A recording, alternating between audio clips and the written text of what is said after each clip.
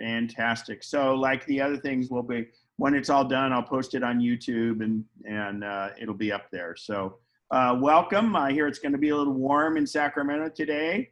I'm in Tucson and it's going to be a little warmer here, but you guys are getting close and we have a little less humidity here. So anyway, we're going to go over things today. There's something in common on all these photos that you're seeing on the screen on this slideshow. And we're kind of go through a few of these photos as we go along, but feel free to unmute yourself.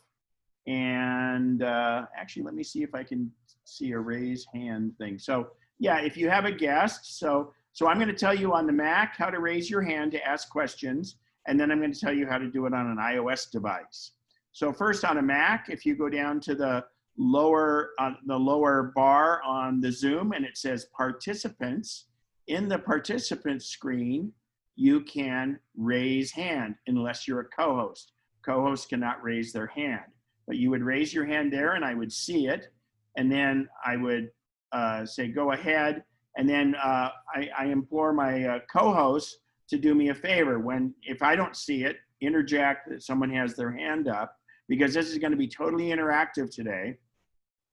And when you see someone with their hand raised, let me know. But secondly, when they're speaking, they'll have to unmute, but leave their hand raised until they're done speaking, because they'll be at the top of the list so that you can then mute them and then lower their hand. So that works out the best, because otherwise we've got 41 people in the list and that makes it a little cumbersome. So if you're on an iOS device, you tap the screen and then way up at the top, there's a thing that says more. Hang on here, let me get what's going on here? My iPad is not being responsive. Well, anyway, on the iPad, you click the 3 dots with the more and it says raise hand. And that's how you raise your hand. I won't be able to see chat, but if the co-host can, because I'm limited, I'm only on my MacBook Pro. I normally have 2 or 3 screens going when I do this. And it's when I'm sharing the screen, otherwise that stuff would overlay what you're seeing. So anyway, let me go back to this. All right, so if anybody has any questions, you haven't raised your hand, go ahead and just unmute yourself. You can tap the space bar, click the microphone, and you can tell me what you think is the commonality between all of these photos. Carolyn, you have your hand raised. Go ahead and unmute yourself. And is it as simple as they're all taken with an iPhone? That's exactly right, because that's what we're going to be discussing today. So I went through my library and found only photos I've taken with an iPhone, and every single photo you're going to see today is taken with an iPhone, including the one that's in my background. So as we go along, we'll discuss that. First and foremost, I'm going to talk about using the camera. And then actually, what I think, you know what I might do is I'll go through the photos first, because they have some different things. And then when we dig into the camera, you'll be able to see what it is. So I'm going to go ahead and. Can I ask my question? Yeah. Oh, I'm sorry, Melissa. Go ahead. Yes. How are you presenting this slideshow? I would really like to be able to use that technique in some of my Zoom meetings. So here's what I did. This morning I was thinking, oh, I'll just use slideshow from the Photos app. But the problem is I can't do it without music. So in the Photos app, and I should, oh, you know what? I'm going to unshare my screen for a second and show my desktop. So that'll be easier. So I can get rid of that. So in Photos, I had an album, and I called it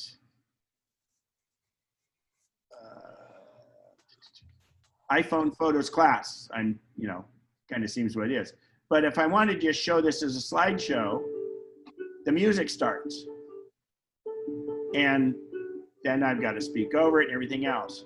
So I'll stop that, hit escape. So what I then did is, and there's a little tip in Photos here, I could create a slideshow from this. I can say, create slideshow from Photos. But be careful, because if you have an album, there's a little quirk, and it may not be fixed in Photos yet, but it was a problem, that if I did that, my order may not, it may change my order. So I go over here and I control click or 2-finger click and say create slideshow from the album on the left side. And by doing that, then I say create slideshow, and the order stays correct. It's a really weird thing that if you create it from here, I don't know if it's fixed yet, but I went round and round with the client. We finally got it to work. So. Fabulous tip. Yeah, so, and then, you know, you can also, if you built the slideshow, and then what I can do is you use your space bar to pause as you go through. So today I'm going to just go through these key by key, not doing a slideshow as such. I just wanted to do that, and I'll play the slideshow again in the beginning, so or during the break. By the way, we're going to go till about 11:30 today. I'll try throw a break in for us, and we should be good to go. And please, as we go along, this is completely interactive today. I want this to not wait till questions on the end, because our memory's not what it used to be, so you can ask questions as we go. So first and foremost, every question or every picture you're going to see today is taken with an iPhone. And so I recently went to Cambodia, Vietnam, and Seoul, Korea. And there was a deal with certain MacBook Pros from 2015 that was an issue.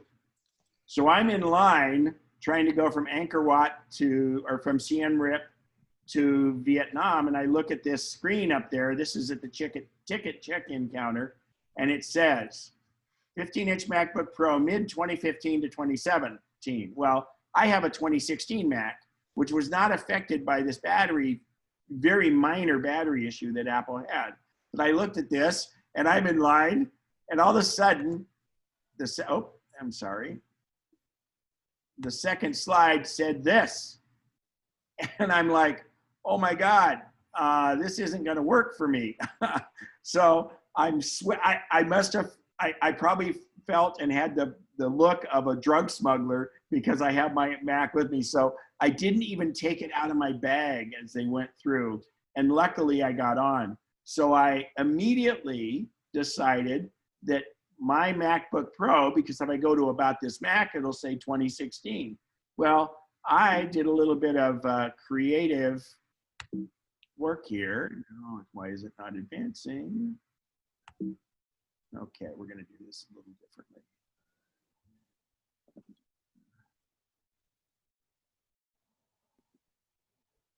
And I made it now a MacBook Pro 15-inch 2018. And I made that my screensaver. So if I had to go to About This Mac, I would just show this screen. So for the rest of the flights, I made it so my 2016 MacBook Pro is now a 2018, because that wasn't one of the ones that was banned.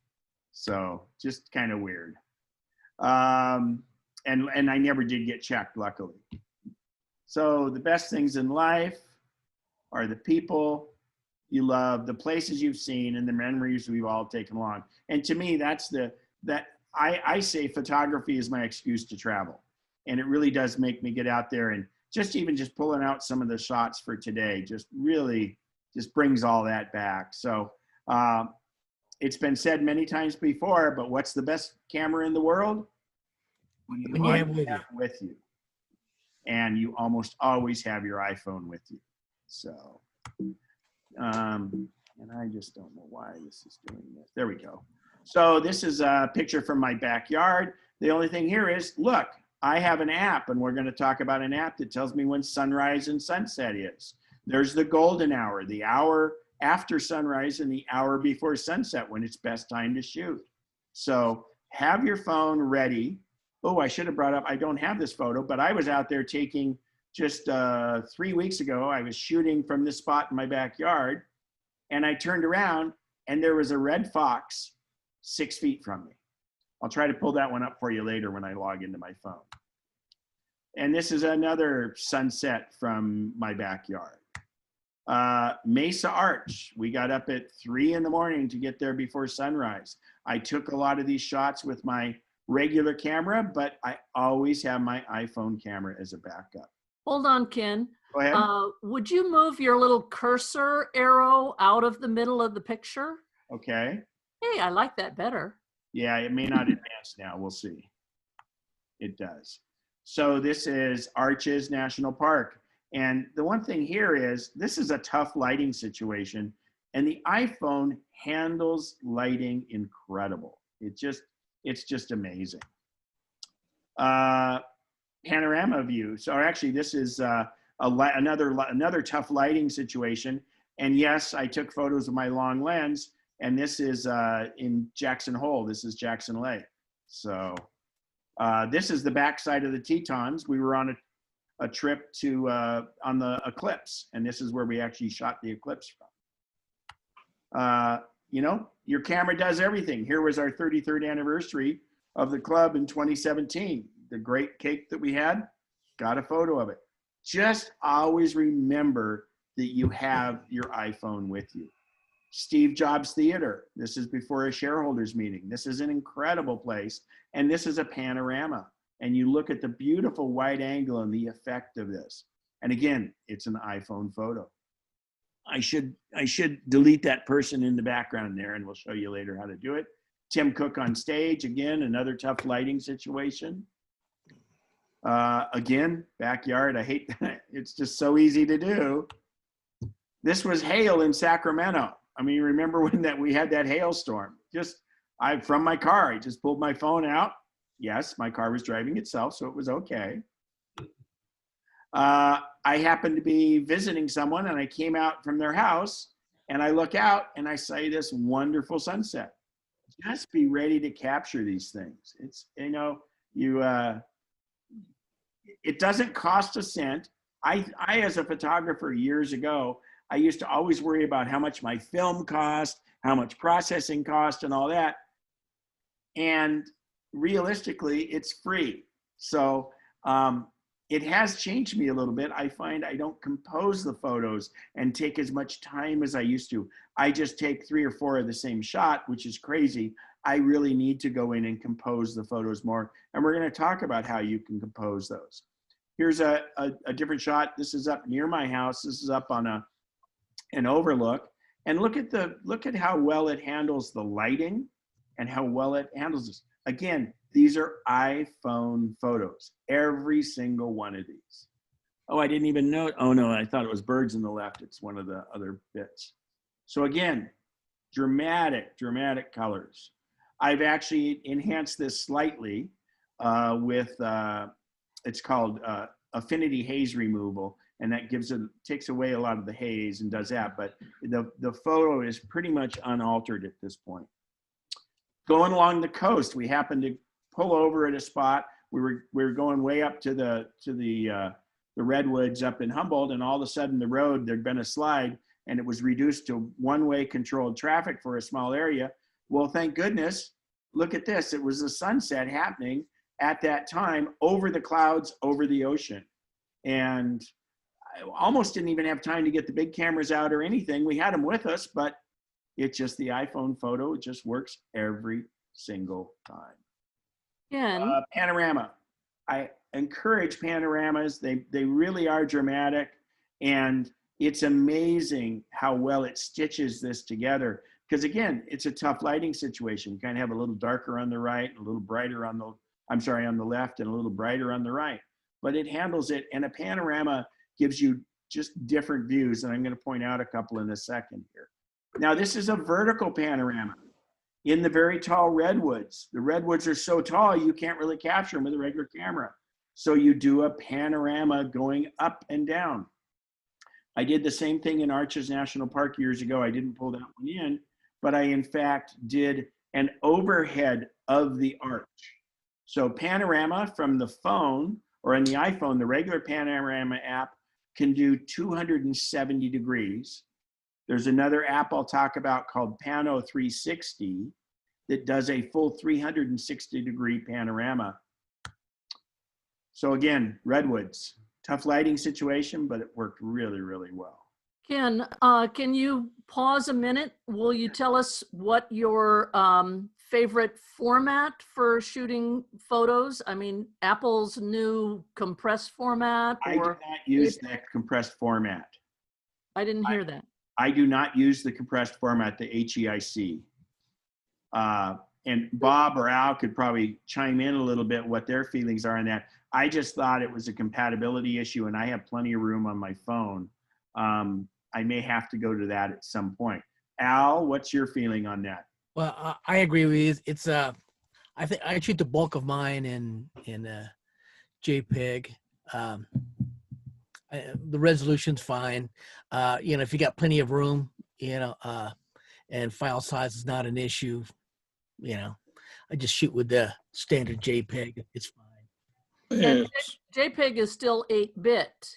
Is the Well, I shoot with another app called Camera Plus, and there's some others too that shoot it in RAW. Most of these are not that way, but if I'm set up, I will use Camera 2 Plus, and it shoots in RAW. It depends a lot on what you're shooting. It's an uncompressed file format, and it's a much bigger file, but it allows you to do more tweaking after the fact. If the photography that you're going to do, if it's like a throwaway photograph or of you know, if it's different, if you're going to do something artsy with it and do some significant post-processing with it, then you want to shoot with a higher resolution, use a RAW format or something along those lines. And then you would import it into your favorite editing program and do what you're going to do with it and have some fun. But for most run-of-the-mill things, I'm good with just a standard format. Bob White, what's your thoughts? I'm pretty much like Al. For something quick and dirty, I just use the camera app that comes with the camera, or with the phone, I mean. Good. Now, otherwise, I use Camera Plus, DSLR camera, or Pro camera, depending on what I want. So, and the whole deal with RAW is photographers know, and we do have a good photographer with his hand up there. Keith McMahon, do you have some input on this? Need to mute yourself by holding, there you go. The question I have is, with all the pictures you've been taking, do you run out of memory space in your iPhone? I would think this would take up a lot. I don't have extra memory installed in my iPhone. I'm concerned about taking a lot of pictures this way, unless you download them at the end of every day of photos onto a hard drive or something else, so you don't. So great point. So let's talk about that. It's a good thing. And of course, the HEIC, which is what Apple can do, it's a compression, and it's pretty much lossless. It will allow you more room on the phone, but there's other ways to accomplish that. So my phone, I have the 512 gigabyte because I don't want to ever be looking for space, and I shoot too many photos, and I'm getting myself in it. I would have taken 6 of these shots of this redwood instead of 1, where I should just take 1, see how it is, and then come back and delete it if not. But I'm just not that way. I guess I must have some sort of hoarder mentality or something. But I like to say I'm a keeper. I used to think I was a hoarder till I watched one of those shows, and I go, okay, I'm not that bad. Keith? Anyway, Keith? I'm sorry? Let me, another answer for Keith. Number-wise, my phone's 256. I have almost 14,000 photos, full resolution. I don't do the compressed thing, and that's only taking up about 45 or 50 gigs. So it's really not a big problem. You have iCloud Library on. Yeah, but all full resolution on the device. You have iCloud Library turned on your phone, Bob. What? Do you have iCloud Photo Library turned on your phone? Yeah, Okay, well, that's why that's why they don't show up. Yours are bigger than that. But then that was the next no, thing. no, no, no. I just said, Ken, I have full resolution photos all on the phone. Okay, well, a I way don't do the to, compression thing. no, I did, that's HEIC, which is different. So HEIC is compressing the photo. So the other way to save space on your phone, Keith, is if you use iCloud Library, which takes all your photos and puts it up to the cloud. And the way that it works on your phone is it will take full size resolution and put it up on the cloud. So obviously at some point you may have to get more cloud storage space. But what it does on your phone is it dynamically adjusts inside your phone. If you need more room on your phone for more apps or more photos or more text messages, what it does is it will send the full version of a photo up to the cloud, but it will keep a smaller thumbnail version on the phone. And then when you tap the photo and look at it, it enlarges and downloads the full size photo. Now, the way it works is it dynamically adjusts. So therefore, if you already have extra space on your phone, it's not going to deprecate the photos down to thumbnail. And what happens is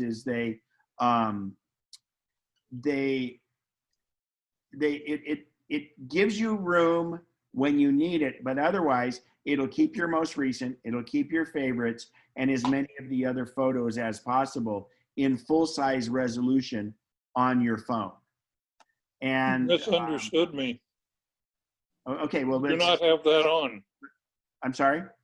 You misunderstood me. I don't have that on.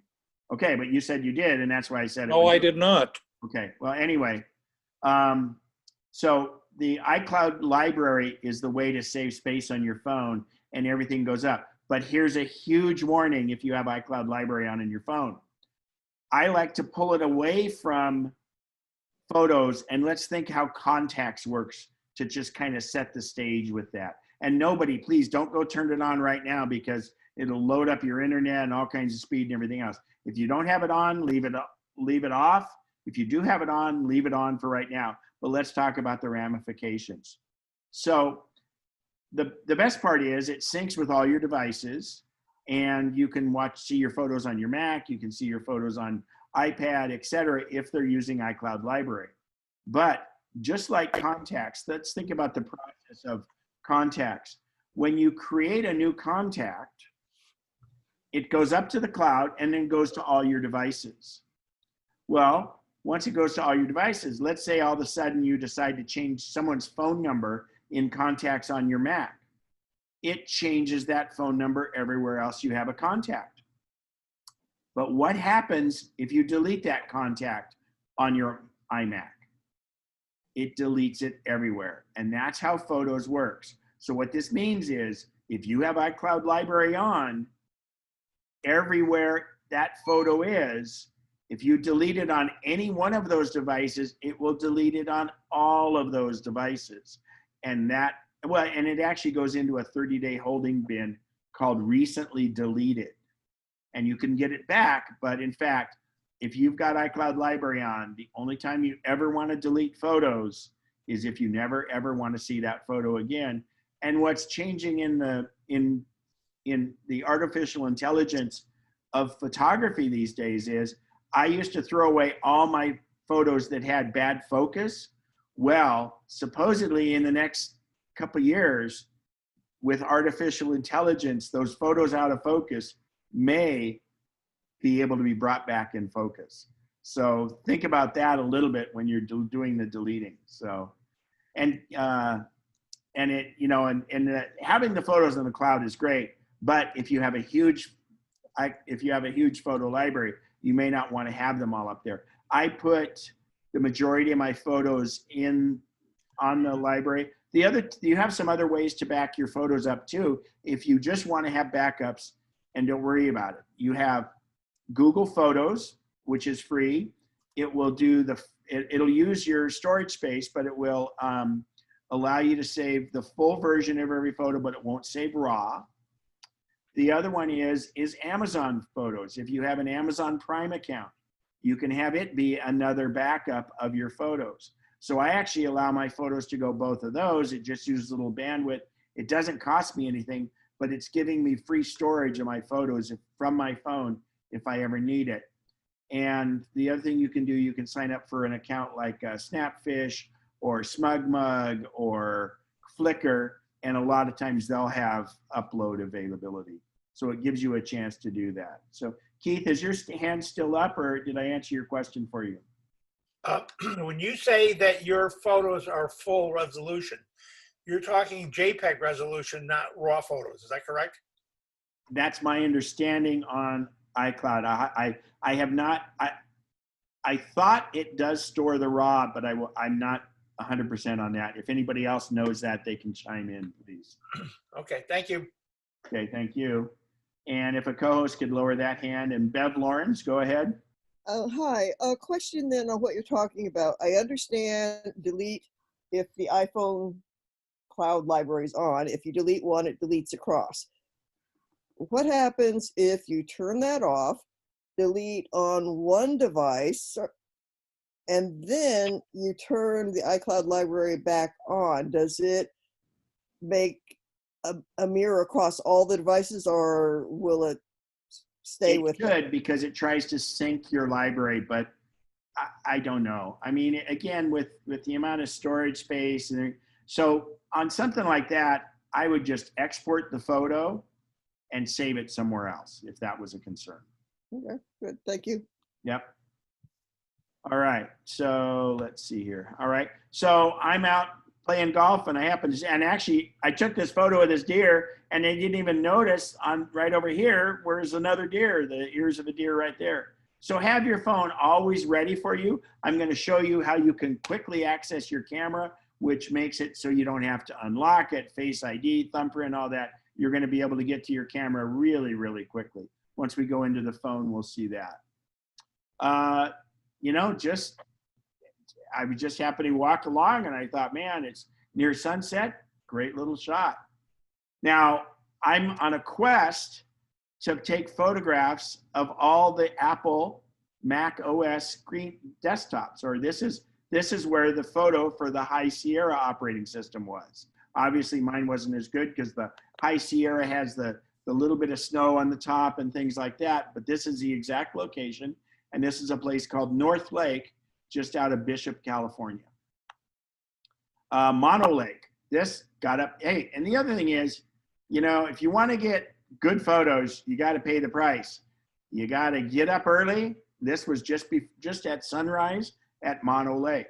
Sunrises and sunsets, obviously sunset's a little easier than sunrises, but you've got to make sure you're where it's going to be. And I'm going to show you an app to show you where you need to be, which Al turned me on to years ago.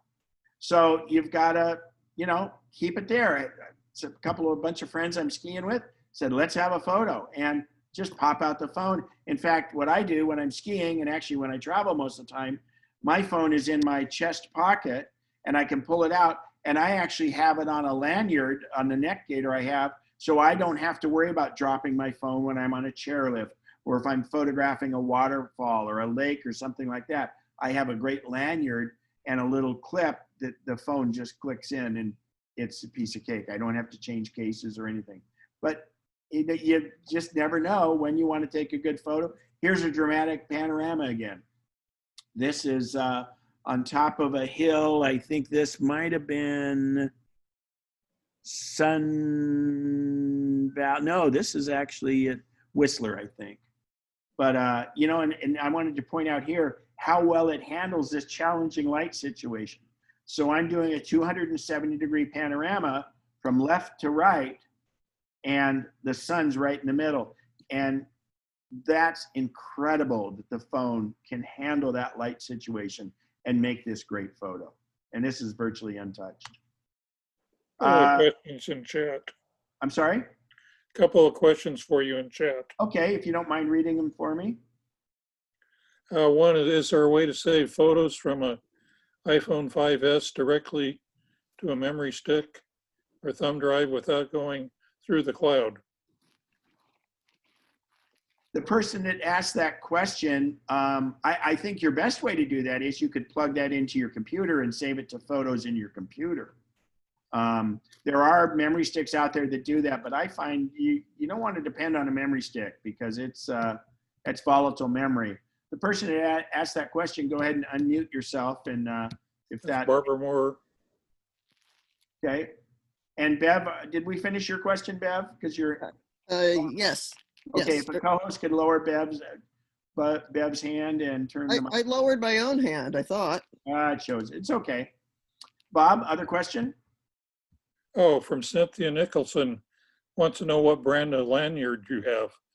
I'll try bring that up after the break because I forgot I should have had it in here. It's a great one I got off Amazon. So please, if someone can remind me at the end, and what I'll actually maybe do is when I find it, I'll probably try to put it in the chat link. So when I was talking about it, it made me think that I didn't have that out. So I'll go ahead and check that for you. So remind me at the end, please. Ken, this is Barbara Moore. Going back to my question about going directly to a memory stick. Yeah. My problem is that I can't back up stuff to my iMac anymore because I apparently created a password that I don't remember.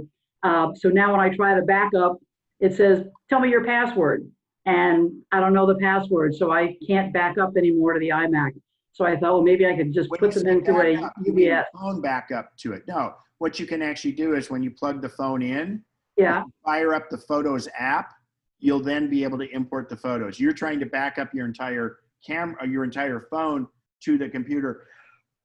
Excuse me, and that's probably an encrypted backup, and that could be what it is.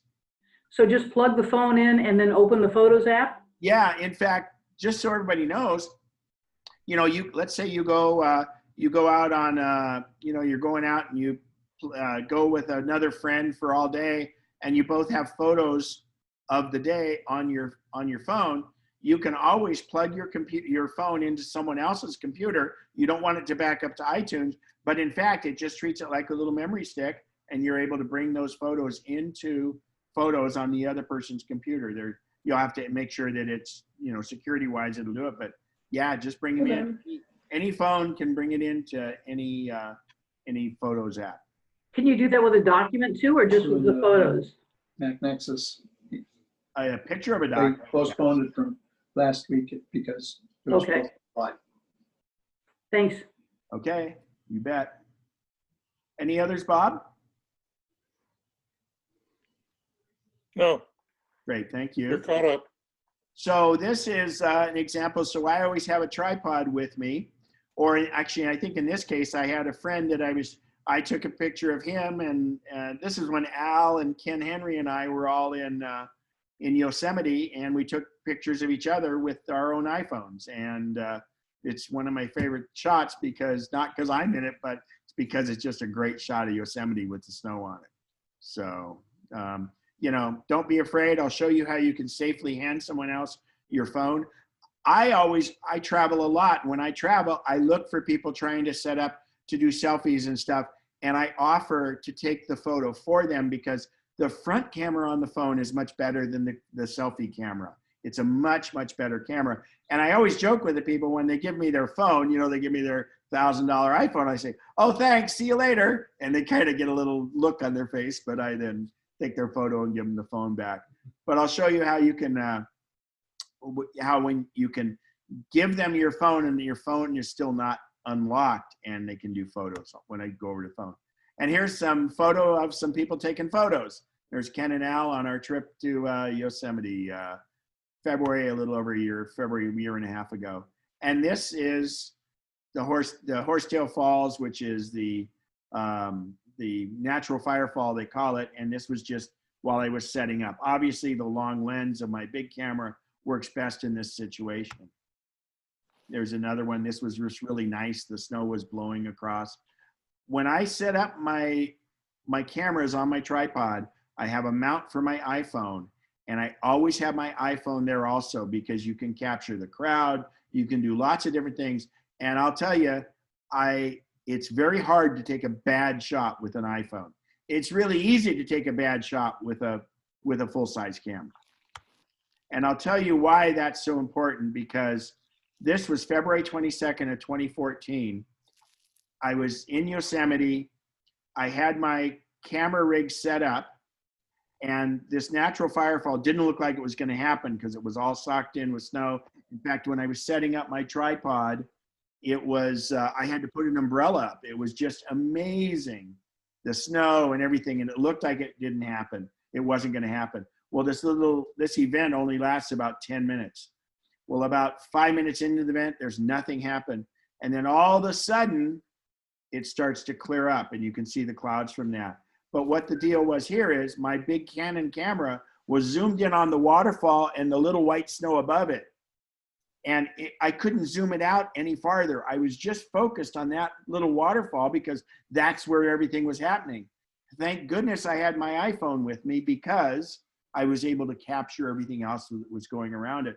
And this turned out to be a better photo than the one I did with my big Canon camera. And it was just, you know, it was a once in a lifetime. This is the photo I took right at this same time, just to see here. And so this was with my iPhone 7 Plus. So this was taken at 2x, this was taken at 1x. And this is another iPhone photo. I loved how the lighting worked on this. This is from what's called the Swinging Bridge. And frankly, I took this with my big camera and the results from my iPhone are better. This is a big panorama. You can see on the left, you'll see a bridge, and on the right is a bridge. And that bridge doesn't turn like this. Of course, the bridge is straight. So that kind of happens when you do a panorama. But the way Apple and the iPhone handles the lens flare or the curvature of the lens and stuff is just amazing.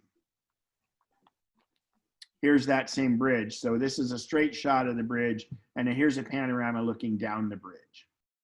Same bridge. We have a question from Royce Thompson. Okay, Royce, go ahead, unmute yourself. You can hold down your space bar and that'll unmute you. Or we can try unmute you. Or I can read it to you if you want. Oh, it's from the chat. I'm sorry, Bob. Go ahead. No, that's okay. It says, when you take those photos, where do you tap your finger? When I tap it, it changes the lighting every place I tap. Good question. I'm going to go into that when we start using the camera just a little bit later. And that's why I'm kind of highlighting the panoramas and things like that. So when I go to the camera, it'll make more sense. I have a question also. Go ahead, please. This is Darian. Hi. I regret to be so ignorant, but when you say this is 1x and this is 2x, what are you talking about? I'll show you when I go into to the camera, but the iPhone, if your iPhone only has one camera, you don't have 1x or 2x, you only have that. If you have 2 or 3 lenses on your iPhone, you have 1x and 2x, and that's essentially like a zoom. And good question, and I'll try to cover that. I'll be covering that when we bring the phone up. Thank you. Thank you. So this is the Peterson Auto Museum, which if you're ever in Simi Valley area, or not Simi Valley, San Fernando Valley, you have to go to the Peterson Car Museum. It's incredible. But I'm just pointing out here, what I do is I take a picture of the car, but rather than sit and read all this stuff, I always take a picture of the description. If I'm in an area where it's a museum and they have different stuff, take a picture of the thing, and then right after it, take a picture of the description. That way, at your leisure, you can go back and read about it. Obviously, these aren't photos you're gonna, put in frame or anything, but it does tell you the story of it. So make sure that you do that, because many times it's just, you don't have time to go through. You want to see everything in a museum, and then afterwards you can read what's going on. And Ken, in a museum, you want to turn off your flash. Yeah, and I'm going to show how to do flash. In fact, everyone should always have their flash off. Now, in this car museum, it wasn't a problem, but yes, in many places, and I'm going to even talk about how to surreptitiously take photos in cathedrals. So we're going to be talking a little bit later about what's called portrait mode. So portrait mode on the phone, if you have a newer phone, it has to be a 10 or newer, and it has to do with the capability of the processor. There's a thing called bokeh. Bokeh is the ability to take a snapshot like this and turn it into a photo. And if we look at this, there's nothing redeeming with this. It's just a photo. The iPhone takes such great photos, everything's in focus. But to get a great photo effect, you want bokeh. Now, this isn't a fantastic photo. This is just to show you what the effect is. And this was taken with one shot, and I can adjust it inside the camera, which I'm going to show you later. And the effect is called bokeh. Bokeh is the blurring of the background so the foreground comes out better. And my feeling is, and my saying is, it takes a snapshot and turns it into a photo. And I'll show you some examples on the phone that I have ready to go. Here's another one. Here's a snapshot. Here's a photo. It just kind of pops out on you. This one, very dramatic. This was at a church in Cusco. And it really makes the statue pop out and stand out. This is a little thing. I was on a guy's boat. He had this little toy box thing there. And the effect of the bokeh, getting the background more noisy so that it makes everything stand out. And this is another effect I'll show you inside the phone. This was basically not just bokeh, but it eliminated the background image. And this was all done on the phone. And it could always be taken off. Panorama, again, I just can't speak highly enough. This one was, you know, I got up early in the morning. Actually, this was sunrise. So I went up to the roof of the hotel I was staying at. I just went and talked to somebody, hey, can I get up there? They allowed me up there, and be looking for spots like this. Here's just an interesting one. I'm going along a walkway and this flower had fallen. And this is a wood, this is in the Amazon rainforest. And so this is a wood walkway with the plastic that you kind of walk on so you don't trip. And then this flower there. And just little things like that, you know, look all around. There's always a picture that can be had. I was really lucky. I didn't place that flower there. It was there on its own. Another one, a great panorama here. This was a lodge we stayed at in the Ecuadorian Amazon rainforest. And the interesting thing here is, here's this lodge, but here's at night when we come in a canoe. This is how good the lighting is, the low light photography with an iPhone.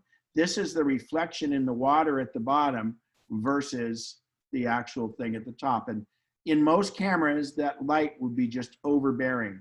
This photo is untouched. This is how it is right out of the iPhone. You know, on the trip, I just take pictures of food, and it's really interesting, and it's easy to do with an iPhone. It's not obtrusive, and you get some great colors and good feel. This was another one, the same lake that we just were at. This was a sunset, as I remember. Yeah, looking to the west. So the other thing is, give your phone to somebody if you're going to eat some very obscure food. Well, first off, the story here is I'm sitting there and I look out and I see this really weird little tree that has this fruit on it that's got these spikes on it. In fact, ironically, it looks a lot like the spikes on the coronavirus. But I'm looking out there and I asked one of the people there. We were in a Quechuan village where they were giving us. We were in a native village and they cooked us lunch. But anyway. I said, what is that? And the guy comes in and cuts it in half, and it has almost looks like pomegranate type seeds in it. And he says they use this for face painting. So I said, well, okay. He says, do you want me to have you do it? So he picks a little palm brush and paints these lines on my face. Well, I looked in the phone and saw what I looked like, and he says, yeah, and it lasts for 30 days. And I was like, what? He was kidding, and that was it. But what I'm eating here is, it's been on, I'll say barbecued. It was cooked, and it's a delicacy down in Ecuador, and it is a beetle larvae. And I know everybody sounds like it's real gross, and yes, it is not the knife. Now this is a live one, but this was a cooked one, it tasted like buttered lobster. So venture out, but if you're going to do something like this that might kill you, make sure you get a photo of it. I'll tell you, it was great. In fact, we had 19 people and they only brought out about 8 of them. And I said, oh, whatever this is, that's going to be one thing that not everybody's going to eat. And sure enough, only 6 people tried it. And this is my second one because it really did taste fantastic. It was amazing. And that's the larvae. And so it's also supposed to be very curative, like many of the things in the Amazon. And he ate the live one. And he said, yeah, it's really curative and everything. And I said, does it taste as good as the other one? And he said, no. So I didn't do the live one, and I don't miss that I didn't.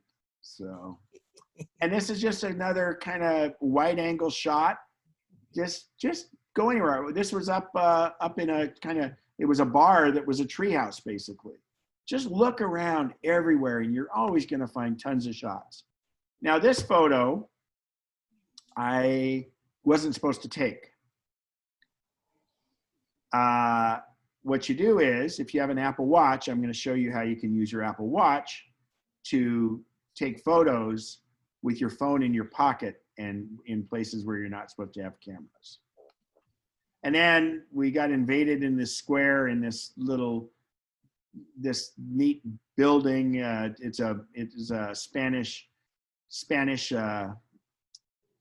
little, not a fort, but anyway, these are alpacas or llamas, I can't remember which. They come in and we get to feed them carrots. Perfect for an iPhone. It's the easiest thing. I will point out that building right behind me was built in the year 400, and we had lunch inside that building. So it was an original Inca building. And then when the Spanish came, they built some of their other buildings around it. But the 2 original Inca buildings were from the 400s, and they're just fantastic. But you gotta, just make sure you've got it. Here's another one. This is Lima, in Lima, Peru, the place called Mase, and it's considered one of the 10 best restaurants in the world.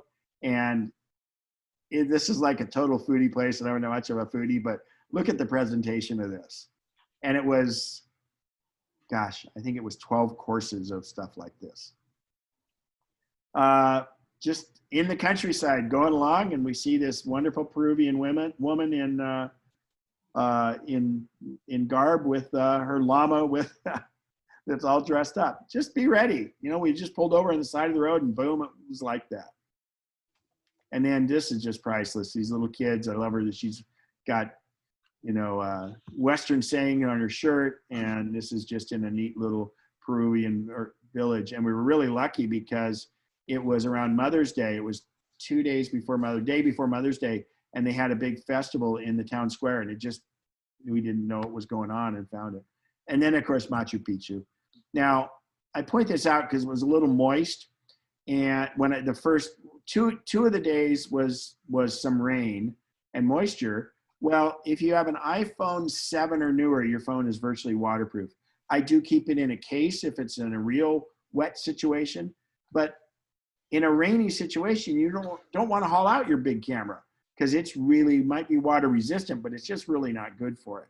So in those cases, your iPhone can pretty much go anywhere. I even have an underwater case for my iPhone that I used in Galapagos. It's just it's a plastic shell that it seals right around it. And it was, I think it was $99, and it's good down to 60 feet. So your phone is always with you, and you can protect it from the elements quite well. Same thing, give your phone to somebody else right before you jump off the cliff. You'll notice by my feet there, that's, I guess, what they consider that's a safety rail right there, the little rope that's to keep you from falling off the side. And on cue, the llama came by, and that was pretty good. So again, iPhone shots, you don't have time to set up your regular camera. I've got my iPhone out. I've got it hanging around my neck whenever I'm in a spot like this. This was a great one. This was a hard shot. This is the Holiday Inn way up above in Cusco. And to get this shot, the window only opened a few feet. I could get my hand out the window with my phone on it to get this shot because it was way angled and everything else. So my arm is up to my elbow outside this window at an angle. But since I had my lanyard, I actually had it around my wrist. That way I don't risk dropping my phone. So, you know, there's situations like this. I would have never been able to get this shot otherwise. And to me, it was worth its weight. Took off from Panama City back to the US, and we're heading north, and I'm on the right side of the plane, so there's no way I should have seen sunset, which sets in the west. But we'd just taken off. There'd been a big storm in Panama City, and luckily enough, I got these 2 shots of cloud formations from the airplane. Now, I do have a special thing. I didn't have it on this time because you have to watch the glare from the window. So you can take, if you have a blanket with you on a plane, you could put that around you, kind of like the old, remember how the old Ansel Adams where they pulled the cape over him to look through the photo? You would put that around it so you're not getting a reflection off of the glass or the plastic windows in the plane. And that works in hotel rooms and things like that. Many times in a hotel room, you might be on the 14th floor and you may have a beautiful view of the city, but your room is casting light in there from the TV or whatever. Get behind the curtains and have the curtains be behind you and block that stuff out. It just, you know, these shots are priceless and that'll never be repeated. I was very, very, very lucky. That was the other shot of it. They were just angry clouds. Again, a sunset from my house. It's just, the colors are just wild. Another panorama. Now I did notice in the very center right here, the color is a little bit off on the exposure, but that's pretty darn good for a panorama.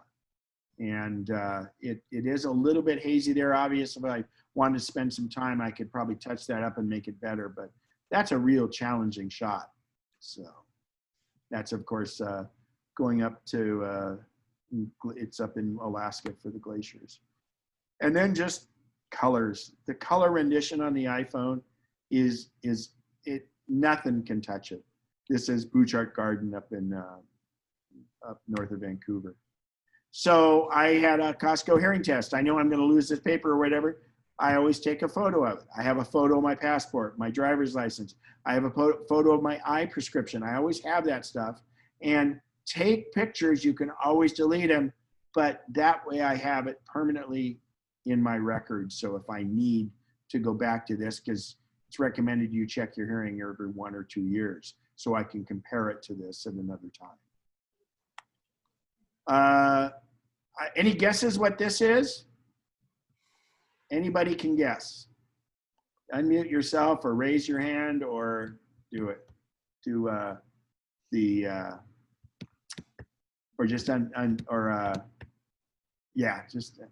raise your hand is the one. Anybody, Bob? Anybody in the chat? Anybody got any guesses? Yes, What? containers of nuclear waste. I wouldn't want to be that close. Good guess. Does this help any? Probably. Tesla battery. What was Tesla that? battery. Tesla batteries, yes. This is, that's the batteries that are under the Tesla cars. Like mine has 7,140 of these under the car. That's on a pad, that's in a pad. They're actually connected together and they're inside the battery on this. This is actually the Model 3 battery. So this is what would be under a Model 3. But that's just to me a cool effect, actually.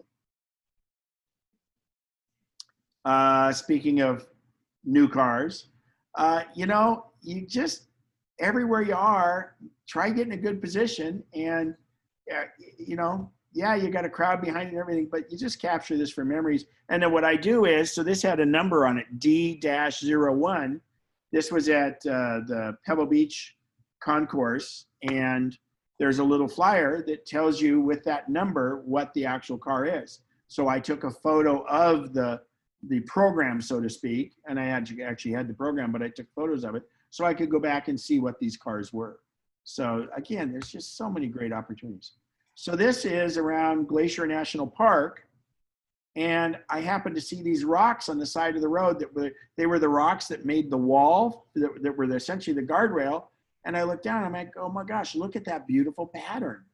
And so I captured that pattern, and I do a lot of those. I have some different patterns. I have some of broken glass and different water droplets and things like that. So just always be looking around for things and capture it. This is actually right near where that was taken.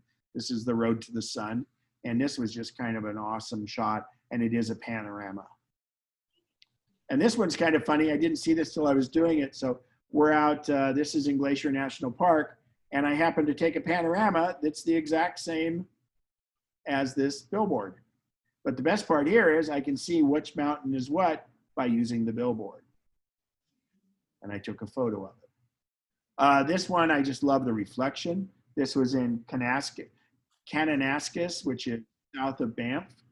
And, you know, again, the iPhone is just stupendous. I thought this was a neat effect. It's getting the mirror in my car along with what it does there. Be looking around for things like that. You know, try put some effect in it. This was just funny. This is in Banff, and I think this bear had too much to drink the night before at this bar, and he was kind of hanging out, and I think he spilled his food dish there. This one, this is Glacier Lake up near Lake Louise, and or near Banff, and just the effects on this. You know, by the time you get your camera set up, it takes a long time, and this canoe was in exactly the right spot. So the other part about making sure for photography, this is a lake called Bow Lake, B-O-W, Bow Lake. It's about 45 minutes north of Banff. And we had to get up early enough because this is sunrise at this Bow Lake. And we're out shooting this, and then it started to rain. So we kind of went undercover for a little bit. And this is, by the way, the panorama. So here's the kind of the same shot, but in a full panorama. And that's just awesome. I love clouds. And the rain came in right after this for a little bit. And then once the rain cleared, this is a panorama of my favorite iPhone shot I've ever taken, which was this one. So a little bit here, again, it had been raining, so I didn't have my big camera out, but I want to just show you some of the amazing things that happen in this photo. So is my cursor visible to you people? Yes. Great. So you can see this rock here, this big mountain, is being reflected into the water, and you can see these striations here like this. And then it comes in, and this is being reflected down here. Well, what's actually happening, though, is it's kind of a reflection of that, but these are the pebbles under the water. And the detail of that in this iPhone photo, it just is incredible. So what we've got is the gravel here on the shore, the gravel under the water, and then this is the gravel you're seeing through the water of the reflection of that. The blue line over here is because it's a glacial lake. That blue line is there's a slight amount of wind. So we've got this beautiful calm water here, but over here the wind has caused a little bit of ripple here in the lake. And I don't have it in here, but I do have it in this. Over on the right-hand side over here is a glacier and a waterfall. So, and you know what? I didn't see all that when I took it. It wasn't until I really got into it and saw what was going on. And that cloud hovering there. I mean, it's just, you know, you got to be ready, and every one of the iPhone shots come out.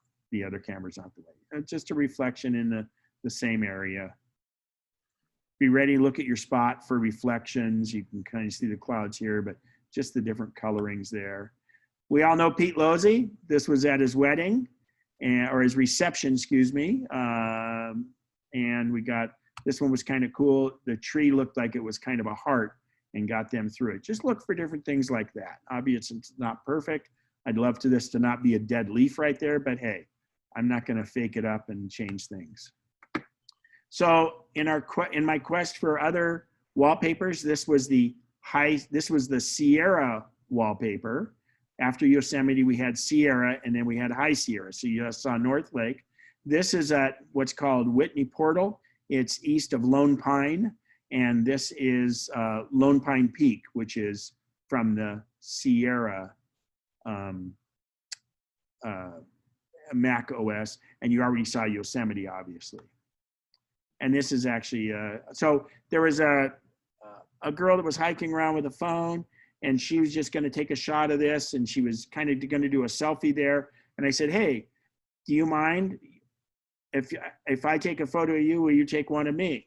Because I was alone, she was alone. Sure, I took a photo of her in this, and she took this one of me. And it's so much better because the selfie's so close, it just works out. So be looking around for that. It really, you know, everybody's kind of in the same boat, and nobody's in that big a hurry. And nobody likes selfie sticks anyway, and it wouldn't have been long enough to get this. So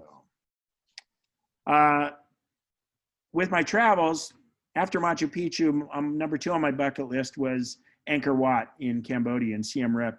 And the tour I was on, we were scheduled to go to we were going to see Angkor Thom in the morning, leaving the hotel at 7, and going to then Angkor Wat to see sunset.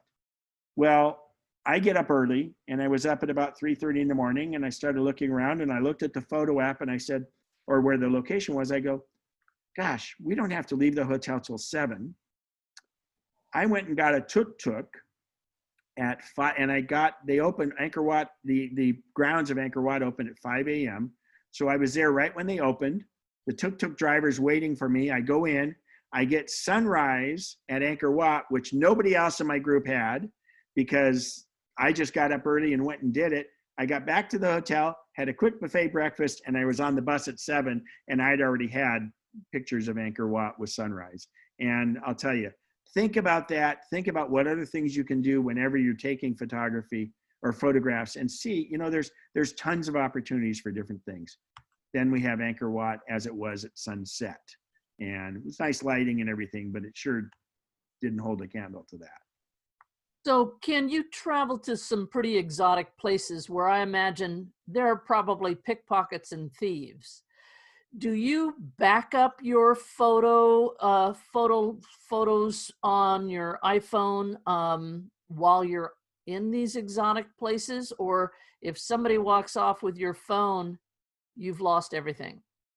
Great question. Now, obviously, being a larger male, I have a little bit better opportunity for that. But I first of all, do not have a case that makes my phone show that it's an iPhone. People know that we can tell an iPhone by the front, but I don't want that Apple logo showing on the back first off. I get a case that's generic. I get a Spigen case. I don't like the ones that have the Apple logo showing on it because I don't care about that. It's, you know, and it's, you know, it's a $1,400 phone. So I do carry, but that's the whole deal about my lanyard. So I always have a neck pocket that I can keep my passports in, money, all those things around my neck. I also almost always have my Scotty vest. So I do not, first of all, I do not carry a wallet in my back pocket, and I don't have anything pretty much exposed like that. If I'm going around and not using the phone, it's tucked inside my Scotty vest, just in there, or I put it on the lanyard and put it in the chest pocket so it's there where I want it. So it's very difficult. Now, obviously, when you're taking a photo, that's a different story because yes, they can come up and get it. But remember, it's attached to a lanyard, so it's gonna be a little bit of an impediment. So that's the first part. The part of your question is, yes, by having Google Photos, by having iCloud Photo Library, and by having Amazon Photos, and well, Flickr, I don't always do it, but my photos are going up to the cloud whenever I have an internet connection. And I have T-Mobile, so I get data in 210 different countries, so it's uploading all the time. And that's a great point. I do, if I'm traveling with my laptop or my iPad, I will, in the evening, back my phone up, the photos into them manually so that I have them there also. But I'm confident that they're on the cloud, and that way if my phone gets stolen, then I've only lost the photos that haven't made it up to the cloud yet. Great question. Keith, did that cover it, Melissa? Yes, thank you. Great, thank you. Keith, you have a question or a comment? Yes. I've never tried using an iPhone to take a panorama. I'm assuming you're hand holding those, My question is, how do you keep them steady enough as you're rotating through 270 degrees so that the camera can stitch these pictures together without causing all sorts of problems on the end result? Great question. And beer and wine plays into it. So you have to be careful. It gets worse as the more you've had. So if I have my tripod set up, I'll do that. But the iPhone is amazing because it's got image stabilization and it senses, because it has an accelerometer built in, it is very easy to handhold those. But I will point out something with panoramas. You think about your phone, and if I'm holding my arms way out and I'm doing a panorama versus holding my phone like this and rotating my phone, the focal point is different. So especially if you're doing a table, you've got people at a table, don't hold your hands out because it's hard. It's making that a different focal point. So what you do is you try to rotate around the lens as much as possible. So you make the lens be the pivot point. Now, when I'm outdoors and things are a long ways away, for stability, I'll hold my phone like that, and then I'll go like that. And on the screen, as I'll show you when we do a panorama, it will say go slower or do things like that. And on panorama, I'm gonna point out, on a panorama, you do have your phone upright, not landscape mode. So yeah, Keith, it's amazing. And it's the beauty of what Apple does is their software is just stupendous. And it makes everybody look like a pro. It's yeah. But I will do it on a tripod if I'm all set up on a tripod, but I rarely do that. And in fact, I can't think of any of the ones I've shown you that were done on a tripod. Thank you. Did that answer you, Keith? Yes, thank you. Okay. And Roy? Yeah, on that, if your phone's stolen, if you've backed up your photos to the cloud and your phone's stolen and you wipe out everything on your phone, will that delete the photos in the cloud? No, because what it does is it's more or less just like turning off the cloud. You're not going in and individually deleting the photos. You're basically telling it, I'm no longer connected to the cloud, so it won't erase everything that was on the phone. Okay, so it is different than individual deletions. Correct. Okay, thanks. So this is just an amazing night shot. This is in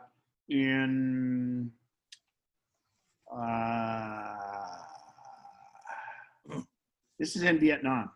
Yeah, just on the river in the town, and they just do this lantern festival. And I tried to take shots with this with my big camera, and I'm not a great photographer at all. I am terrible with my regular camera, but this just works every time.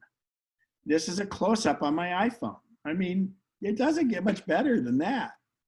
And this was taken years ago. I think it was probably like an iPhone 6S or something. I take pictures of every one of my hotel rooms. First off, because sometimes they're unique, but secondly, it stamps what I remember where the spot is, and I always have that as a location. And it's nice to remember, oh yeah, that was that room there and things like that. And what's the worst thing you do? You delete the darn thing. I also recommend those of you who are photographers that take pictures with big cameras, unless you have a GPS in that camera, no matter where you are, always take one picture with your iPhone because it will both timestamp and location stamp it. Let's say you're on a cruise with 10 ports of call. Well, after a while, every city looks about the same. If you've taken an iPhone picture at some time during that city, you will remember in that time frame where those photos were from. So it gets what's called the metadata, and you'll be able to refer to that. This one is, so we're in these little pedicabs, and you can barely see it there, but this guy's shirt says Antisocial Social Club. I thought that was pretty humorous. So this is in Vietnam. There's the guy again, the Antisocial Social Club, just going in. We're going behind a walled city. The colors, I mean, these are incense, and the way they displayed them, we're just going along the highway and pulled over and looked at this stuff, and it's just, and I didn't enhance this. You could really make these colors pop if you wanted to enhance it, but that's exactly how it was. And it's so cool. look for little things, you know. I tend to do a lot of landscape, but look for just unique things that'll kind of tell the story. Here are the three, here's my buddies when we're building this temple, and I think they weren't, and those are life size from the population, and this is in Vietnam also, I believe. No, it wasn't. This is, yeah. So my mission is, I always like to see how many people can get on a scooter, and I didn't ask them to do this. This is mom and the kids commuting, and I've got pictures of 5 people on a scooter twice.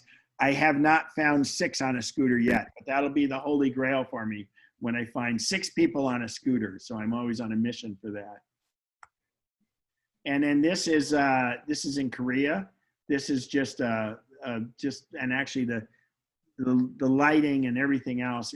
This is done so easily with an iPhone, and it's just wonderful. This is just from the doorway of it. Another panorama. This is over in Austria, just a long distance run, and just gets what an effect, all the mountains in the feel. And then this is the one that happens to looks familiar to what I'm behind behind me. And the lighting and everything, again, it's just, the iPhone is just spectacular at night. These are kind of funny. You see, these are skirt and legs underneath. These are bar stools, and it's fun. And these are the 2 guys I was traveling with in Austria. And I just woke up in the morning. This is in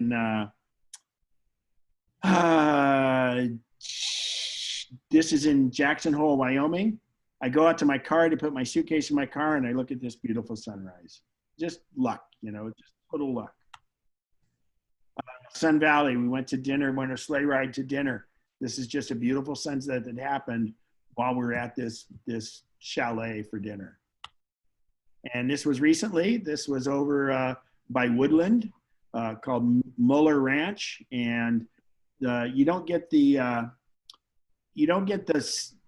sun, and the sunflowers shouldn't be facing the same direction because the sunflowers follow the sun. So this is sunrise from the sunflower. We went around the other side and photographed the sunflowers, coming back the other way. And then again, another panorama. This is Halong Bay in Vietnam. It's just a classic bay. And this is inside Angkor Wat, might have been Angkor Thom. And again, the lighting here is phenomenal. There's no lights. This is all just natural lighting that's coming in through the thing. And I love the shawl they've put around in there. So that's it for the slideshow. What I think might be best is if we take a quick, so it's 10:19. Let's go and take a quick 10-minute break. I'll be here for questions and answers. And then I'm going to dig into the phone and show you how to do stuff on the phone. So let's convene back at 10:30. You guys don't take your phone into your restroom with you. And we don't know if you're pouring yourself water, if that's really the sound of water or something else. So you guys can mute yourself or do whatever you want. And again, you can unmute yourself and you can talk amongst yourselves or ask me questions. Go right ahead. We'll see you back in 10 minutes at 10:30. Ask away if you have any questions. You do have one on the chat. Okay. Cynthia Nicholson's asking, are your shots taken with the native Apple camera? Absolutely. Yeah, those are all taken with every one I got was done with an iPhone. And I don't have any I do have some of those lenses, but I really don't use them very often. And so I don't have those clip-on lenses that they have over it. Yeah, again, I'm sort of thinking she means the Apple camera app as opposed to one of the other apps that we mentioned. Okay. Is she Cynthia, speak up. Yeah. Can you hear me? Yes, go ahead, Cynthia. Well, I wondered if you just used the camera on the iPhone versus like Camera Plus 2 or any of the other app cameras that you can get. Yeah, good question. So, and I'm going to go over a few of the apps that I do use. The majority of these were with the Apple. What I'll generally do, I'll shoot with the regular the regular camera app, and then I'll take a shot with Camera 2 Plus, and then I also use another one called Pro HDRX. And I just do that if I have time to do it, because they kind of have all different features. But like for instance, though, you can see this panorama had to be with the native app because that was the phone. And the only thing I've done here, so all the panoramas are done with the phone app. This was simple. I used Affinity Haze Removal, and it heightened the colors dramatically. But this was really pretty close to what we were seeing that morning. It was amazing. As you can see by these are red roofs over here on the left. Gorgeous shot. Thanks, but it's just all luck. You know, it really isn't. And again, with the iPhone, it's like everybody's a pro. So, and this was just kind of it there. Oh, yeah, but that's actually the guy I was shooting with. So see, I can use this program to take him out if I want to there. And Mary, you've got a question? Yeah, one of the ladies mentioned something about the JPEGs being 8 instead of 16 or 32-bit. And I was just curious if that is going to mess with the computer, because I think I have to upgrade because my computer isn't working very well to So yeah, you're thinking about 32 versus 64 because of Catalina. Is that what you're kind of? Yeah. And well, she said they were 8, and I know. Was yeah, surprised. But I just wanted to make sure you were making that reference. So Catalina only supports 64-bit applications. Everything else that is supported 32 and 64. But that's the applications and what they're using in the processor. When you talk about photos and you're talking about 8-bit, what you're talking about is the depth of the photo. In other words, how much data. And in other words, it's more or less like, to put it to extreme, red, green, and red RGB, right, is 3 colors. Then they make EMYK and all that other stuff. Well, the bit depth is how deep the colors are. In other words, you'll have gradations of 600 different shades of blue versus like 3 shades of blue. And so that's the depth, 8-bit versus other bits. And so what JPEG does is a raw photo is uncompressed and it's every bit of data the camera sees, which is more than our eyes can see. And what happens is JPEG compresses that by getting the depth down, but it does it in such a way it's very, very smart. And in fact, for most people, JPEG is better than doing RAW because you have to do some manipulations with RAW to get certain things to be highlighted that you really want. So with JPEG, it pretty much encapsulates it. And it's the depth of colors of the image is what the 8-bit versus, and I don't even know what the other bits are. Somebody probably can chime in with that. So basically, there's no problem using JPEG and getting them on your computer and keeping them on your computer no matter what operating system you use. Yes, it's not a cat. Yeah, that's a good question. But so if I go to my photo here, let's just say this photo. If I hit Command I or you hit this little info thing right here, it'll show me. So this was the resolution. So it's pretty high resolution. It even shows what my ISO was, which is basically the ability for it to capture light. The length of the lens, if I had an exposure on if I changed the exposure for the light, f1.8, and it's 1/783rd of a second, it looks like. That's the size of the photo. Well, you have some beautiful pictures, Ken. They're just gorgeous. Well, thanks. And again, it's, I'd love to take credit for them, but I think it's the software in the phone. I'm the lucky guy that gets to go places to point it, So yeah, but I get you. I hear you on that. Okay, thank you. So yeah, and then see, you can see this is a JPEG. So yeah, and that means I didn't use Camera Plus on this. This was actually the straight camera. So. Okay. Anybody else? Any questions asked right now? We've got another 4 minutes. This is Bev. I have a non-photo question. Oh, and Charles Murphy, I'll get to you in a second. Sorry. Go ahead, Bev. Is there an efficient way to like copy paste an example where you have two sequential things you want to put in? An example is like these Zoom broadcasts. I will copy the most complicated number, then I handwrite down. In this case today, I handwrote the password. So I paste in the phone number basically, Right. and then I handwrite in. Is there a way to do like a sequential copy paste? Yeah, there's some aftermarket programs that allow that, but Okay. no, built in, there's one thing on the clipboard at a time. But Good to know. you should just hit the link in the email and that gets you in regardless. Okay. Thanks. And in fact, you could copy the entire link rather than just clicking on it. You could copy the link, put it in Safari, and it will fire up Zoom. Charles Murphy, you have a question? Go ahead. And how do you print metadata? Print metadata. Good question. And you're talking about from a Mac? Yes. So One of the things when you do open image capture after you've cabled your phone to your computer, you can see columns of metadata. yeah, and yeah, but I'm just trying. On the phone, there's an app called View XF. This is called XF data, EXIF data, and boy, if anybody knows a way to do that on the, let me just look at something here. Hang on. Anybody can chime in if they know a way to do that. So if I hit print.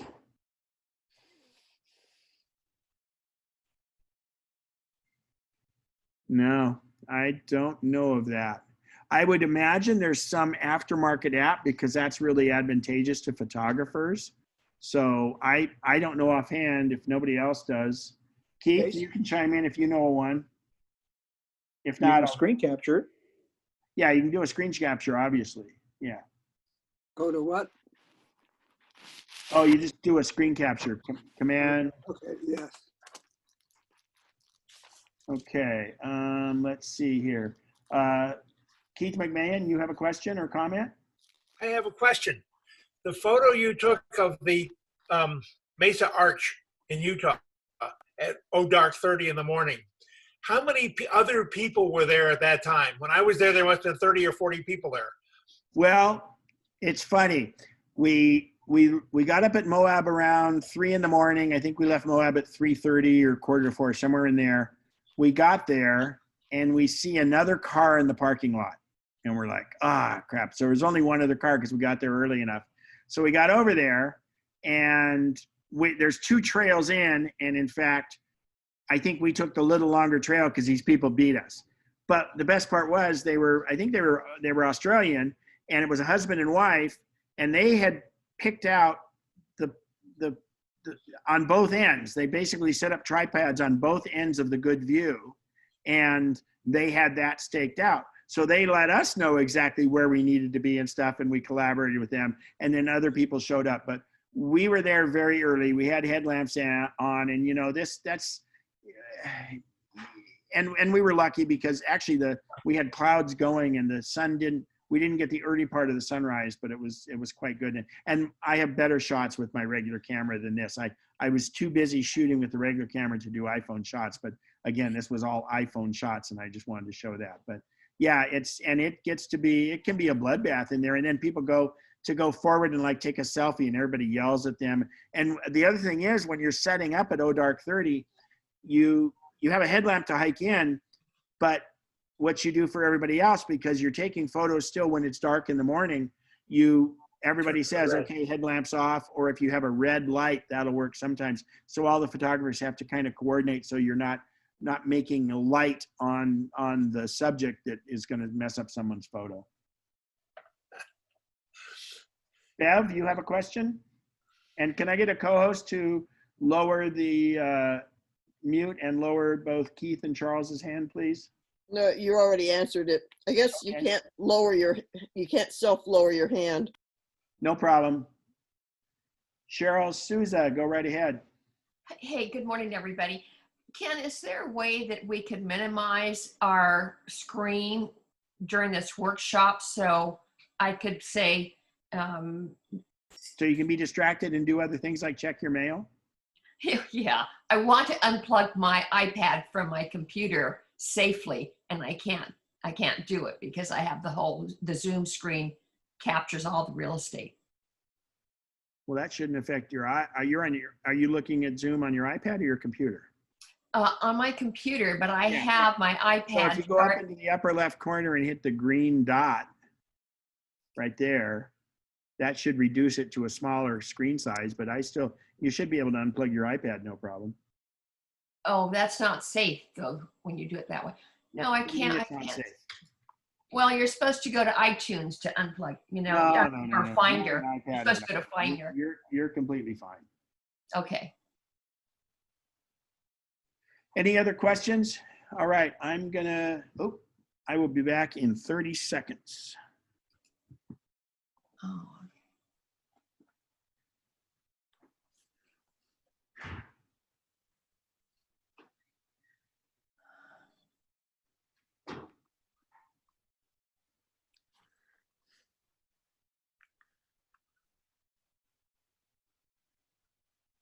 To the person who wondered about how to disconnect the iPhone from the pad or whatever it was, are you still listening?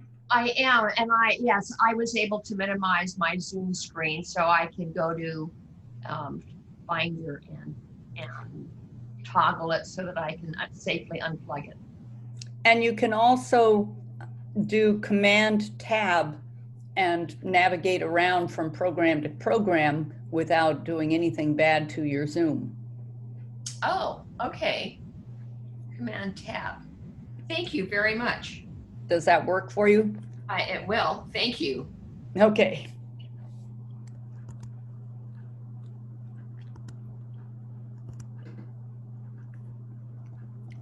And Cheryl, there is also a view options at the top of your screen that'll allow you to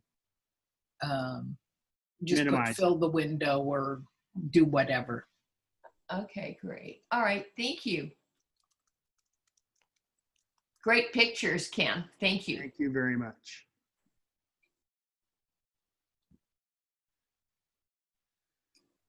Okie dokie. Everybody, if you're not here, raise your hand. Yeah, I had one private question while you were gone. Okay. Which I answered, but it's good information for everybody. A person was asking where they can see recordings of this.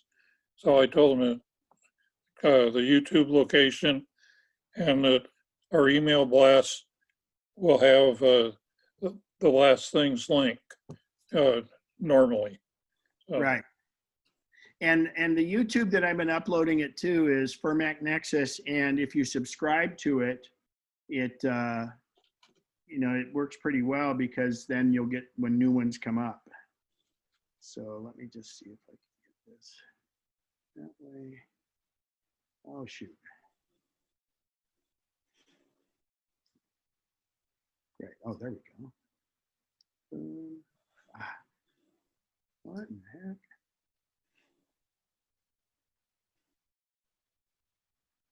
Okay, I'm gonna do something here really quick.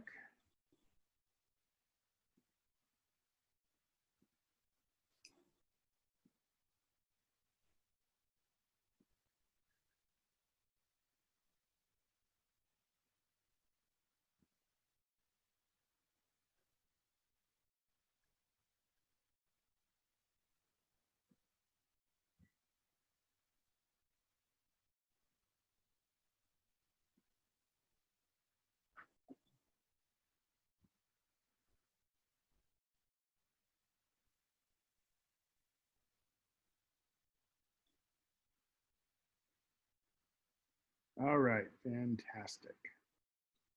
We are set. Can everybody hear me okay? Just Bob, and can you hear me okay? Yeah. Great. All right. So what we're going to do now is pretty much go into the camera itself. and go through some different things. So I have an iPhone 11 Max Pro. And actually, before we do that, let's go back into Keith. Keith had a question about the amount of space. So if I go into General and I go to iPhone storage, it'll show me. So I have a 512, and you can see how much I'm using. And I do not have iCloud Photos on, but it would save me 163 gigabytes of space. So my photos are taking up 168 gigabytes, so that my 168 gigabyte of storage could get reduced to about 5 gigabytes if I turned on iCloud storage. So, and I do have Camera Plus 2, it's taking up a little space. But anyway, that's, and you can see on my usage bar there how much of my phone is taken up with photos. And if I tap on my photos, so the other thing is, if I go to About, and you can see I have 25,574 photos on this phone and 471 videos. So it's pretty substantial. And let's see here, back here. So I'm going to show you some settings in the beginning on the phone, because we did talk about that high efficiency HEIC. So if I scroll down and I go to, okay, as I scroll down, there it is, photos and camera. So if I tap photos, I do not have iCloud Photos on. If it's on for you, leave it on. If it's off for you, don't change anything right now. So I also have Siri and search on, and that works pretty well. And I'm going to bring up one thing.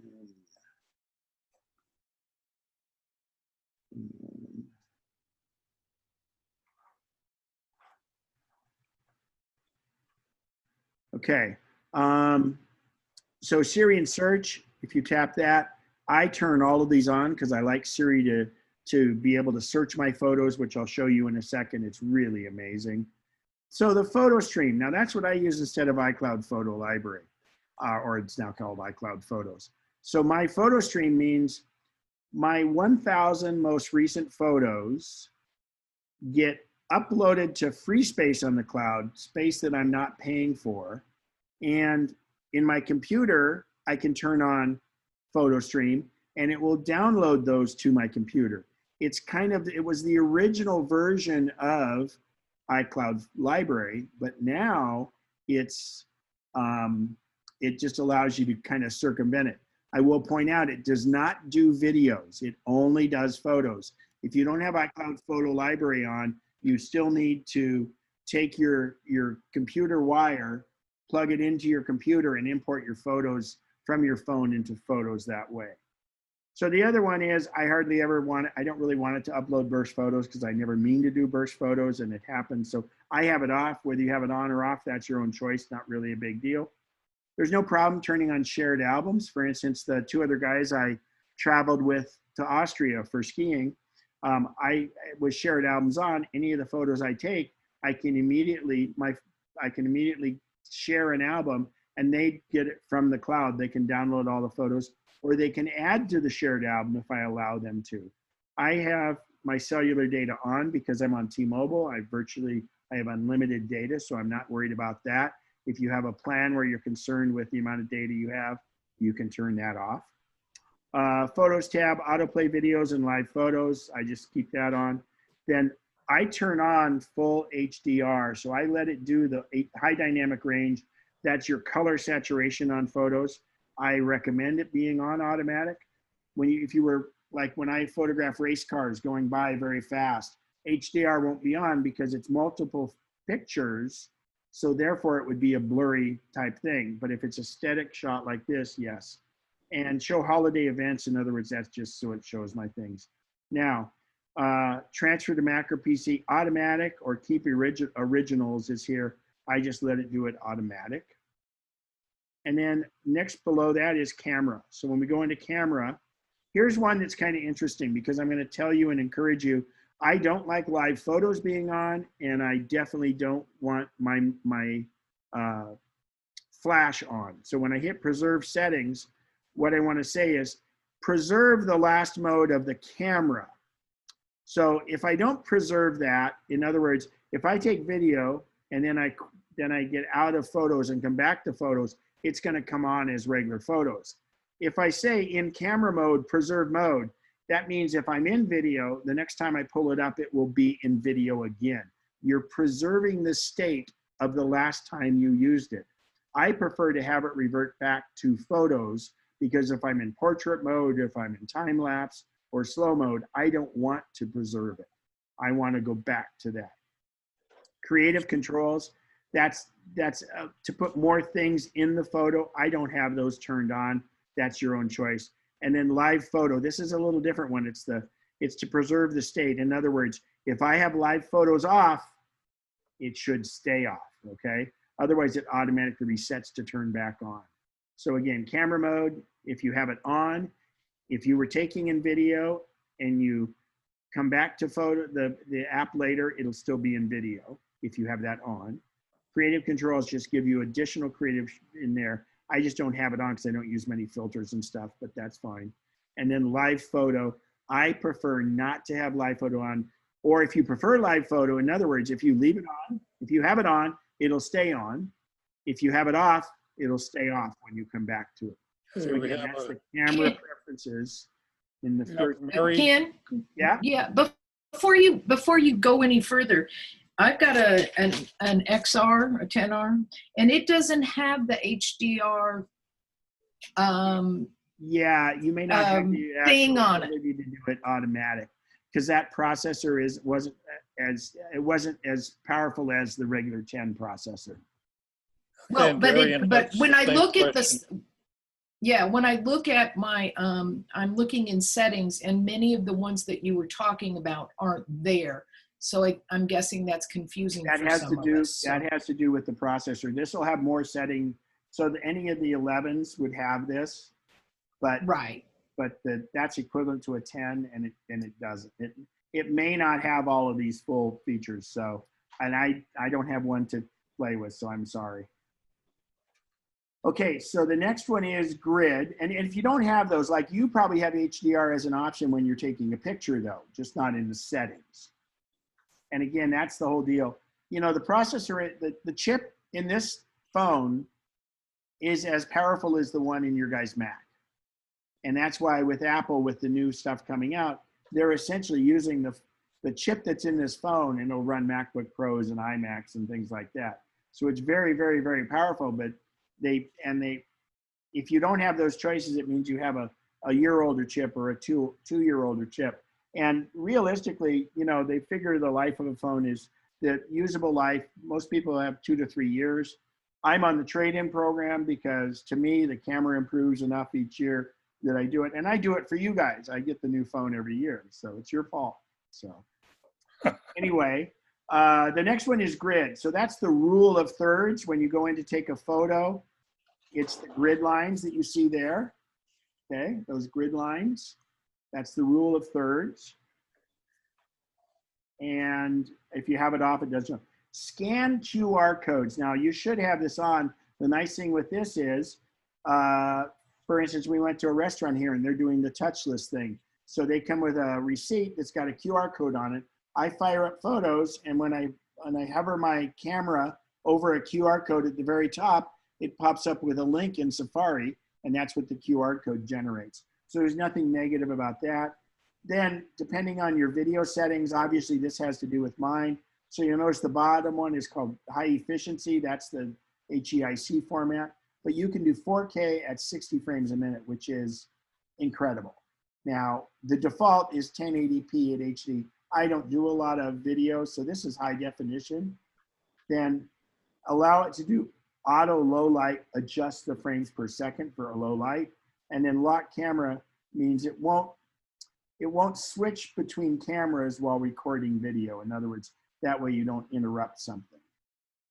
The super slow motion. Now, this is even going to get better in the new phone, but a full high definition at 240 frames per second. that would be ultra slow motion. If you're trying to film someone jumping or a dog running or things like that, you can put this however you want, but 1080p at 240 frames per second is pretty incredible. And remember, it's the higher the frames per second, the more the slow motion is. Because typical video is 30 frames a second. So this would be, 240 would be 8 times slower. Record stereo sound. I believe that uses the microphone on the back of the camera and the microphone on the bottom to do that. And then formats. Here's where we get into the formats. Now, and it tells you everything you need to know there. I happen to just use most compatible because I have the room on the phone and I don't want to run into that problem if I'm trying to edit my photos in another program. Now, and also it adjusts for video. High efficiency may have the, it'll make the photos smaller, but it just, there may be some incompatibilities, especially if you have an older Mac. So I believe it high efficiency, or HEIC they call it, or I'm sorry, HEIF. I've been saying that, HEIF format is what it's on by default. I have a question. Go ahead. From Darian, please clarify the difference between 1080p at 30 FPS and what you had set. I have it set at 1080p at 30 frames per second.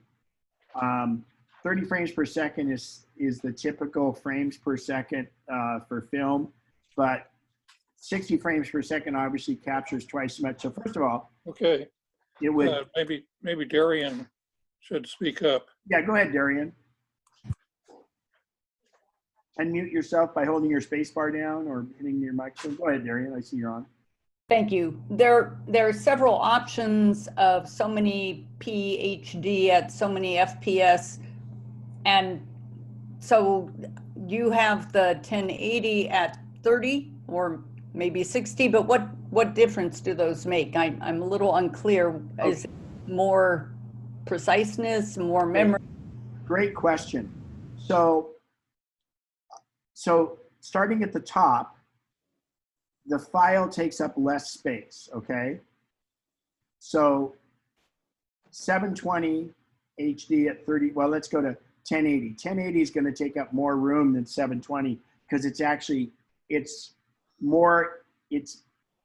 like a higher megapixel picture that has more fine grain image in it, okay? It has more pixels.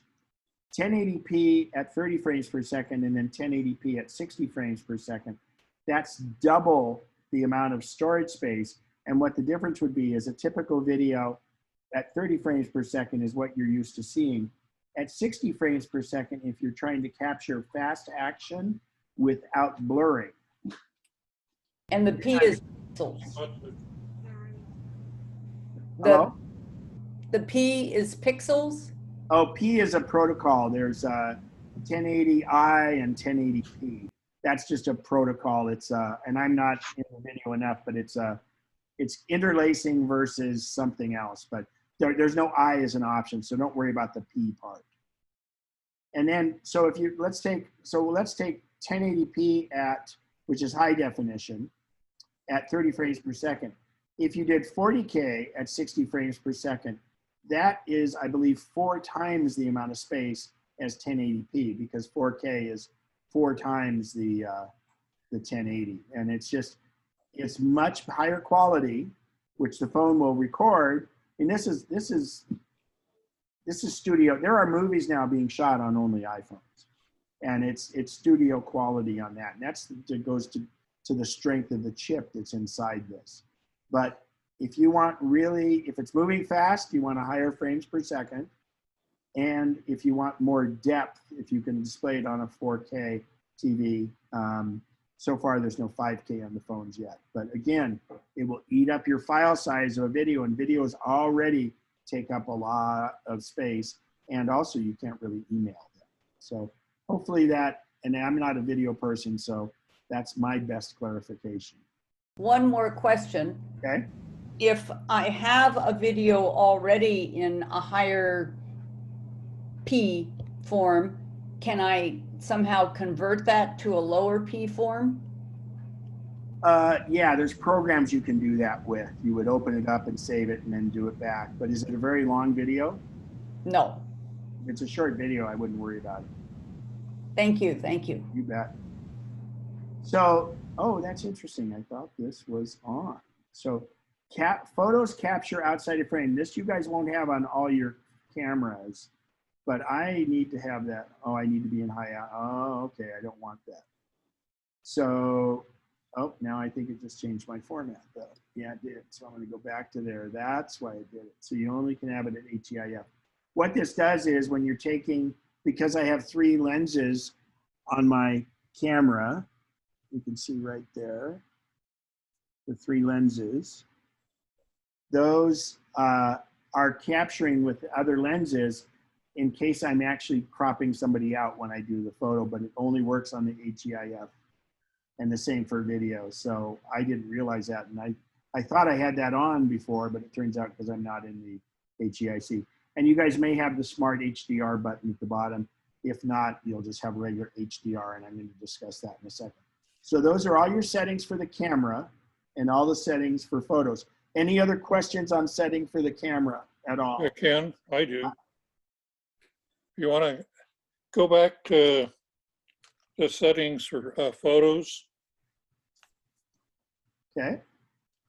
And hold on, okay. The first thing is iCloud Photos, where you have it, you turn it on or off, and you've left it off. Right. What you didn't cover, and this goes back to my question earlier, is if you do enable, then you have 2 choices. One is to optimize iPhone storage, and the other is to download and keep originals. Correct. Which makes a lot of difference in how much space you're going to use on your phone. Yes. And what I was trying to tell you before is I have the download option. So I have originals on the phone.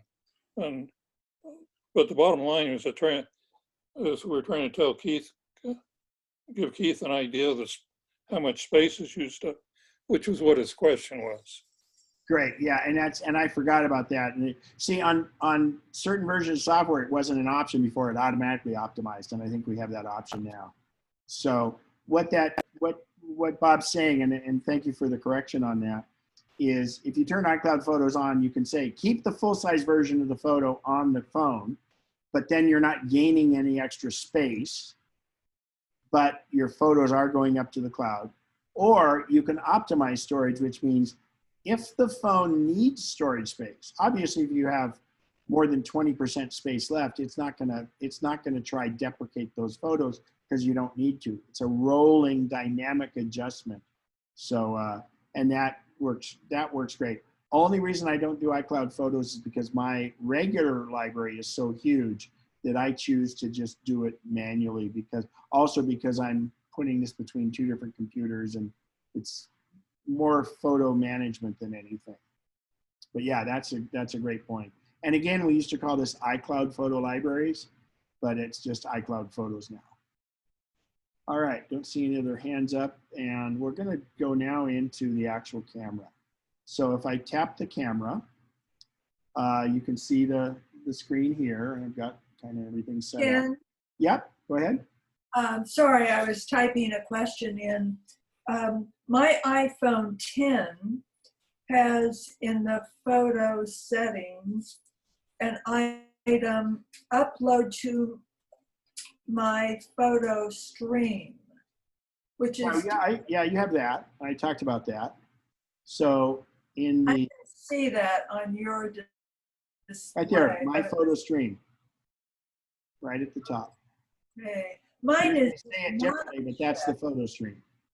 And what's the advantage of having that checked? Well, if you have iCloud Photos on all your devices, you do not need Photo Stream to be on.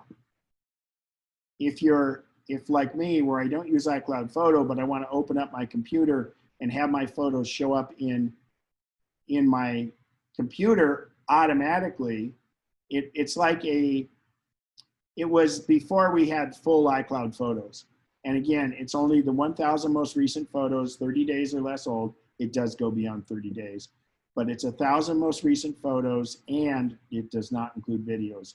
iCloud Photos does include videos. Oh, okay, that's the 1,000 you were talking about. This just says last 30 days, so I. Yeah, but it is. It's the same. Well, it may not be now, but it was, and I looked because when I come back from trips, because I came back from my Vietnam, Cambodia, and Thailand trip with almost 6,000 photos. Yeah. Okay. I use that because then I know it goes to my device, but then when I need to get videos, I'll sync with the cable, or when I come back, I'll just sometimes sync it up. And it really has to do with how I manage my big photo library, not so much the phone. But remember, mine are constantly going up to both Amazon Photos and Google Photos. So in the case of my phone getting stolen, I've backed it up. And generally when I'm traveling with another device, it's either an iPad or my MacBook Pro, and I'm uploading those photos nightly. So I have only the iCloud backup, but my photos don't always immediately show up on my computer. It takes a little while. They get to the cloud very quickly, but coming down to your other devices sometimes takes a little while. All right, we're gonna dig into the camera now. So if I show the camera, you may have different settings than I have. I do have the grid on, as you can see, and I'll show it into this dark area so you can kind of see there. So you'll notice at the top, I have my flash off. So if I tap the flash, it's on. If I tap it again, it's off. But what you can do is, if in the very center at the top, you'll see this little upward facing chevron. I'm gonna tap that, and now you can see I have down at the bottom, if I tap that, I have my choices on my flash, okay? The top one was just turning it on and off, but now there's a very rare case that you would ever have it on. And when I put it on is, if I'm in an area, let's say I'm trying to look for how a plug plugs into the back of a TV or a computer where there's no light, I'll tell it to do a flash. Auto, I don't want that either.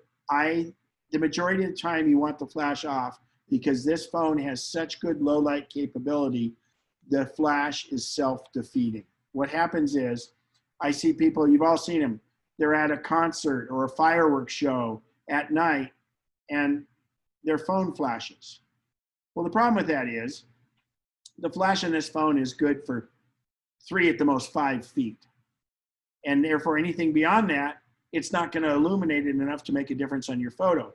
So what happens though is the phone is expecting all kinds of light entering it, so it's gonna tone down what's in the background and it just won't be as good. So I have a dark corner in here I'll show you now. So let's go ahead and put this on.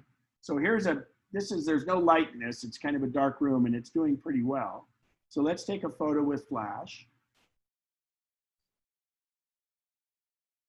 And again, this is one case where it may work. So now I'm gonna say off, and I'm gonna take the same photo. Let's go back and look at both of those photos. So there's without a flash, and there's with a flash. And in this case, it's a desk that's about 2 feet from the end of my camera, which does pretty well. But look how good this was without a flash. And this is dark. It doesn't show here, but I'm looking in that corner and I cannot even see the black lamp that's there with my eyes. The camera picks up more of that. I'm absolutely serious. I cannot see. I can only see the red dot at the bottom and that's it. So you can see there's flash, no flash. In this case, flash was better, but it's the rare case because it was only 2 feet away. Okay. So if we go back to the camera here, so that's again the chevron at the top discloses this more choices at the bottom.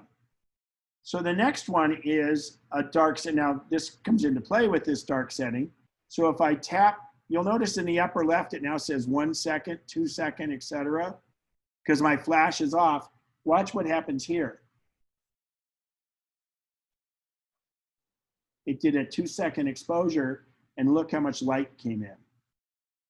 So this exposure, it's essentially, you want to hold it as still as you can, but it uses the image stabilization and you can take night shots and things like that. So when I go back to that, you can see if I tap this at the bottom, I can set it up to a maximum of 3 seconds. So I'm going to tell it to be 3 seconds now, and I'll show you how to do that in a second here. That was a 3-second shot, and now it gets plenty of light in there. Okay, it's actually even got a little bit much light. So that's, now, not all of your cameras are going to support this because it's only on the 11s, I believe. So again, that's down here. It automatically says 1 second, but I can defeat it and go back and forth. Or I can turn that off by tapping up here. And hang on. See, it's night vision. Let's see.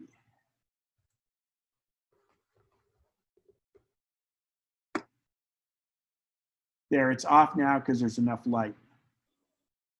And I can tap it and turn it on. If I tap it and enough light, it's off. It will take just a regular photo without, well, it's a little too dark to do it that way. So see, it turns on when it doesn't have enough light. And if it's super dark, it'll go up to 2 seconds, 3 seconds. In other words, I'm in a total black area, even though it shows. The phone's amazing. I went right up to it. So that's the new thing, and the 11 Pro has that. So then at the bottom, again, you expose this chevron, you click the chevron, and you have the aspect ratio of the phone, what you want to take the photo. 4:3 is standard for photography. Square would be what they use for social media. But remember, anytime you take a photo, you can always crop it to the size you want.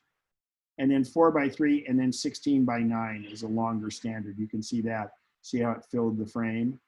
So I tap that, go back to 4:3. And if I tap that and tap square, see it's a square photo.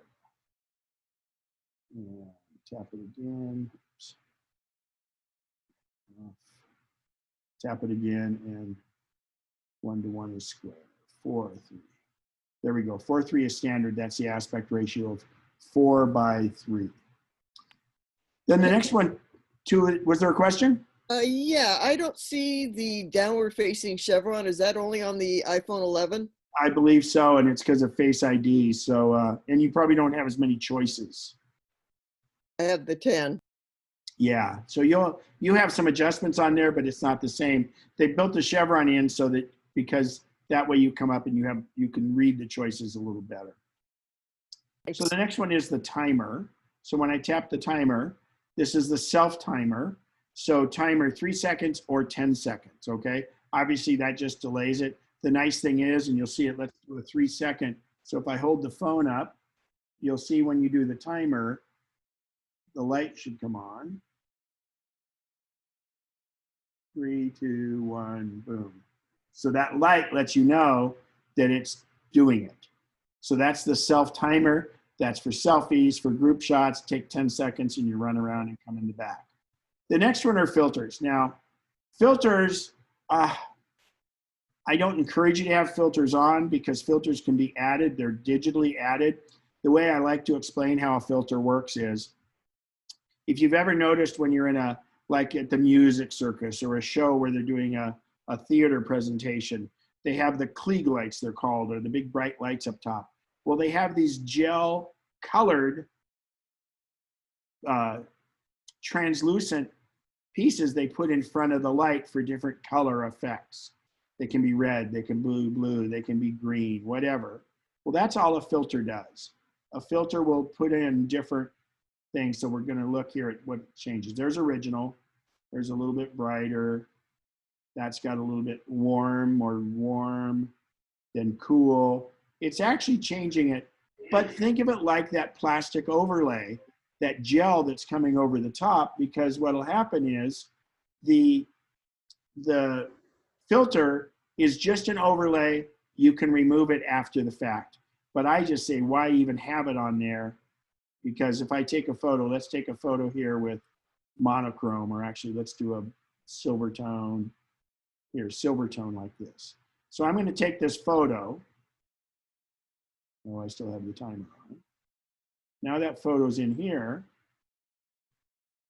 And when I go to edit, I can remove that filter.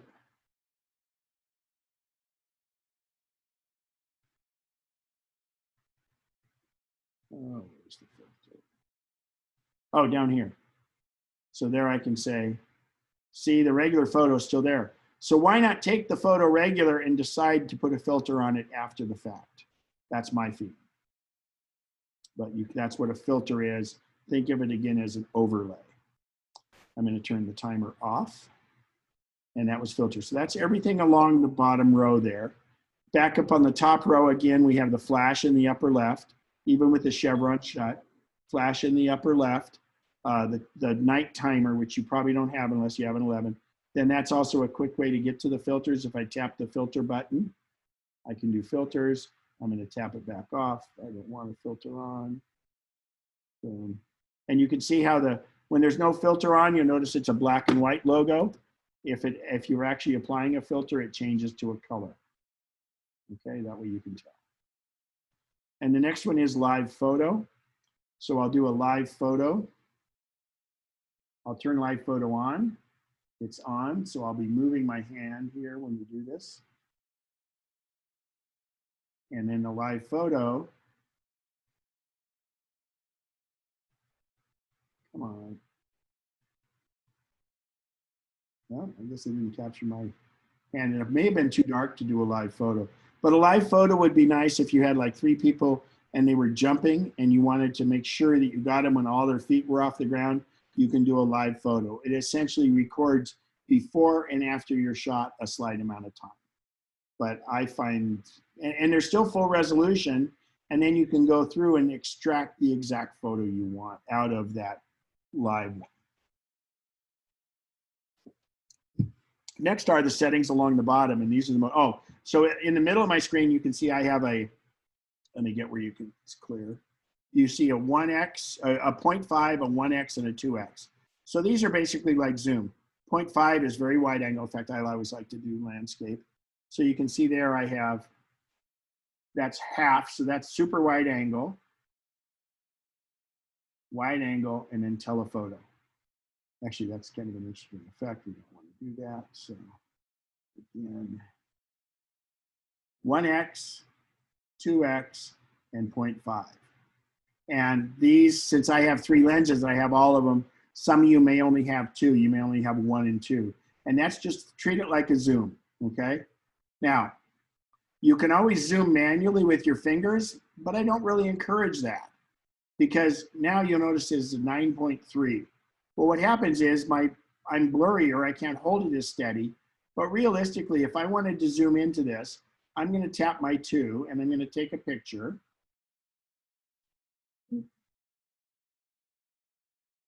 I hit that wrong. So I'm going to take this photo. Then I'm going to go zooming in to that and take a photo. But if I go back, so here's my zoomed in photo and here's my regular photo.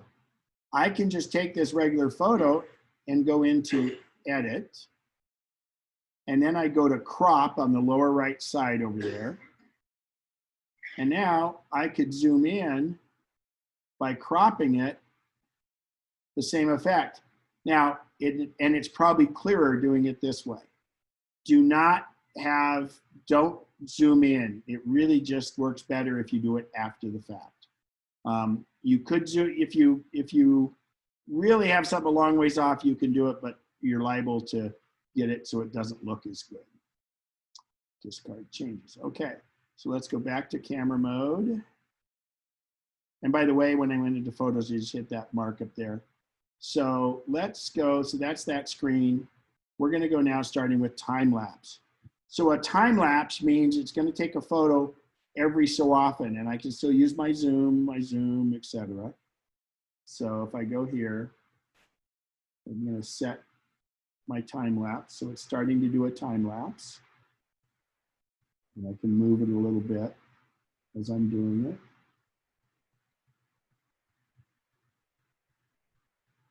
And I will stop that time lapse. So now I go back and play that time lapse. See how fast it went? You saw how long it took me to take the photo. That's how quick it moves. So a time lapse would be if you had something, or like you're doing a sunrise, or you're watching a flower bloom or something like that. That's a time lapse. Then the next one is slow motion. So I'm going to do that, and I'm going to move my hand from left to right here. We'll throw the lighting off of it a little bit. So back. So let's play that back in slow motion. See, it's going much slower than what I did. Okay. So again, slow motion is a great effect. A dog running to fetch something, kids running, different things like that. It really gives you that effect. And now my hand should be coming back the other way. And remember, if there were, if sound was on, you would hear it. So that's slow motion. The next one is, and by the way, you'll notice if I'm in time lapse, the takeaway is you can see that the button is red. The other thing you can see is, oh, it's not showing it sideways on the screen. That's weird. Okay. So anyway, the button's red. That means it's not regular photo. So if I slide across, slow-mo is also a red button. And in video, you'll notice it's this button. So when I do video, and please never do video. Always do video sideways. I know that shows on the screen weird, but I'm going to do it like this here. So I'm going to do. Ken? Yep. On the time lapse, at least I have the iPhone 10 or 10 XR, one of them. How do you adjust the interval for the? You know, I was hoping nobody would ask. I forgot how because I hardly ever use it. I thought it was a setting. Let me just look. If you press and hold, no. If someone has that answer, come up with it. I forgot. I never use it. There used to be a way in the settings, and I didn't see it when we were doing the settings. So anyway, we're going to video now. So remember, it's whatever video set. One thing about video is if I'm taking video, there's a little white button on the right. I can take a still picture.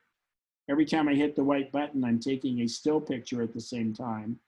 And then I tap to stop the video. So we'll go back and look at that. So there's the video where we're looking at. And at the same time, it was doing these still shots. Okay. And I can delete that. Which way is it you hold the camera when you're doing video? You should always do it horizontal. I always tell people, it's just like me. It should be whenever you watch it on whatever you're going to watch it on, it's wider than it is tall. It's built just like me. And so your screen that you're looking on is, but it won't let me twist it in our QuickTime app here because I can't. Your display, I can only display it because of it just won't flip on the screen. But yeah, you're always watching it on like a TV or a computer or an iPhone. Horizontal is the way because you've got more width on your screen than you do height. So then just typical photos. So now what I'm going to show you here on this photo, it's pretty interesting. I'm in the regular Photos app, and this question came up earlier about how do I adjust the focus and everything. So you'll notice you can't really see the blackness back in there where the lamp is, but you can see these other screens pretty well. So if I tap on the screen right up here in the upper left, see how dark it got back in the back? I've adjusted it.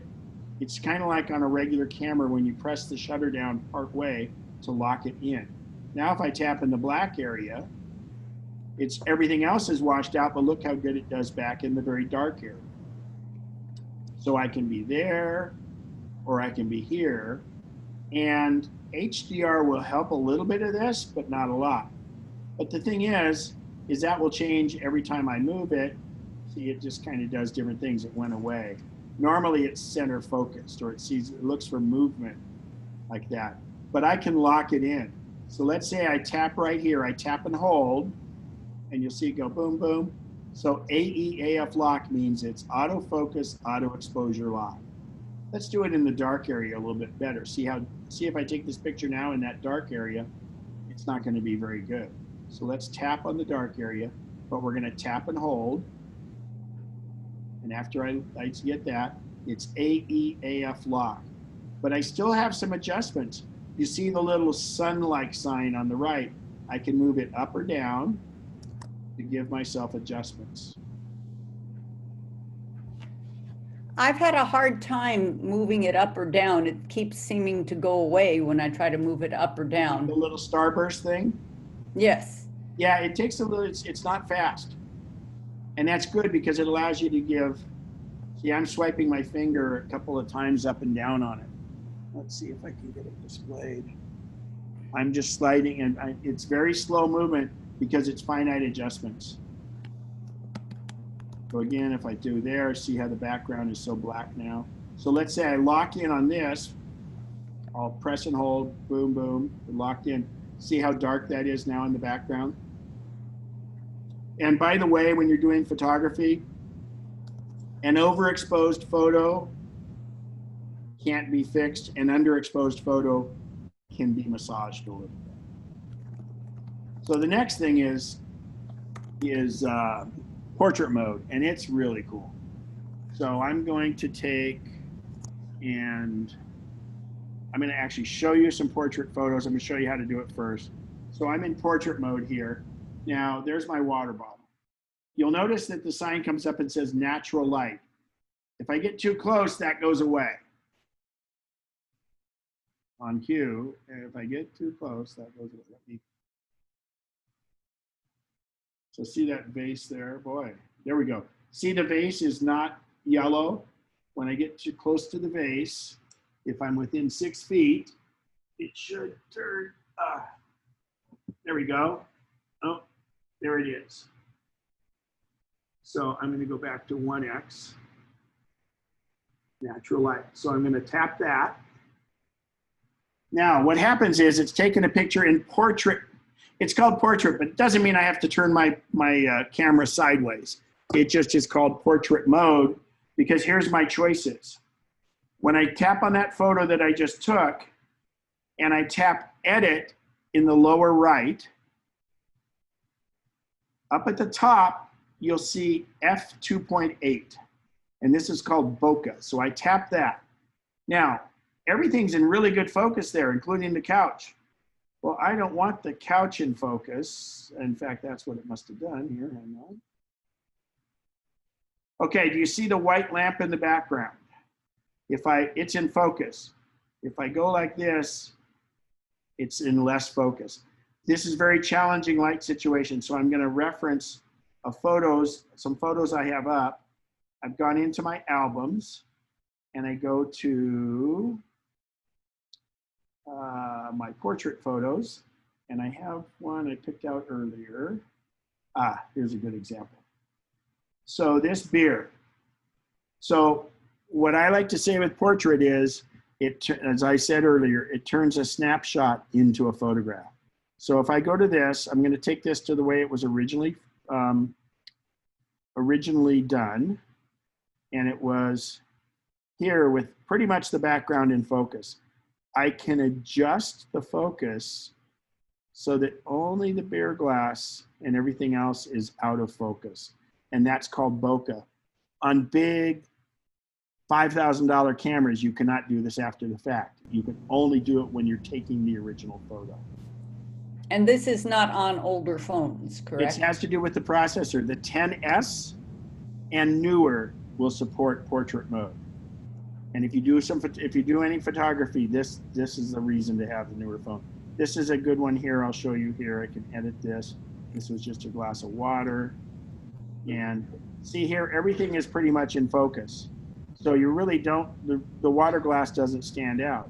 When I go here, everything else drops out of focus and the water glass stands out on its own more. So that's portrait mode.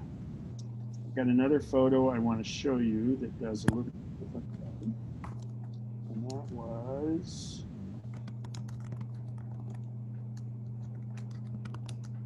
so here's a photo.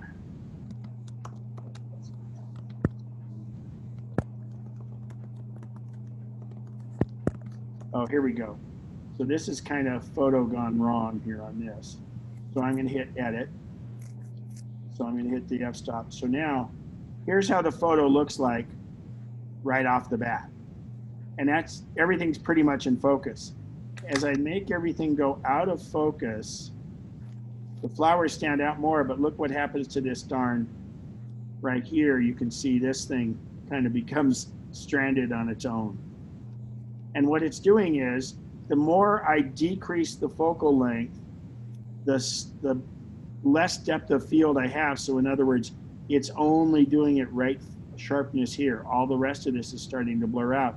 This is clear and this is clear because they're the same distance from me as this, but this stuff is all blurred out. So that's not one you would want to do that.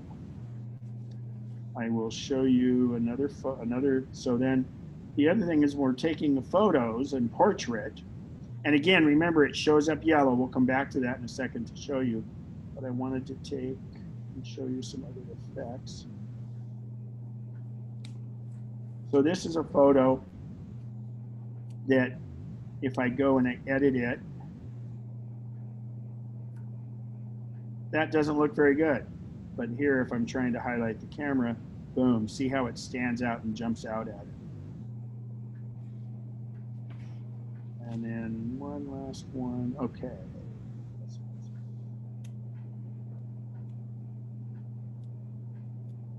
You play with portrait, it's just the bomb. And again, you have to have a 10S or newer to have portrait work.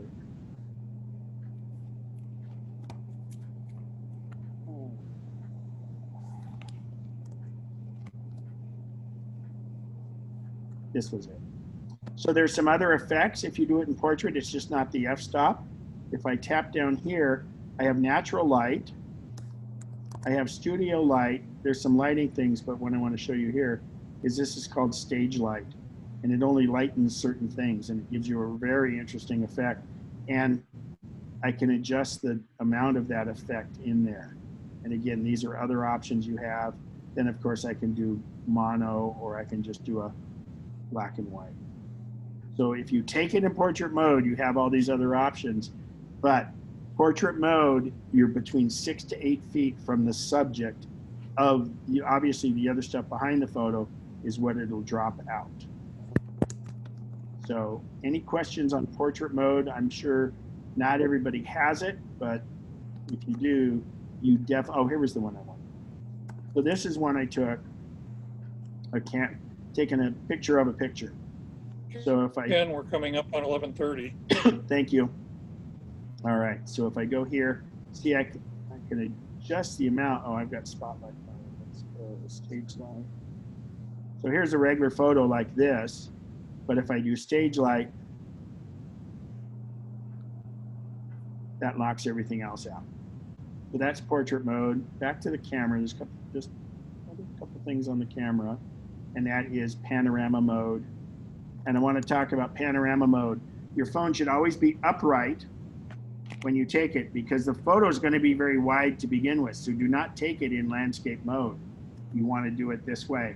And what you do is you tap it and you do a continuous pan, and you can go up to 270 degrees.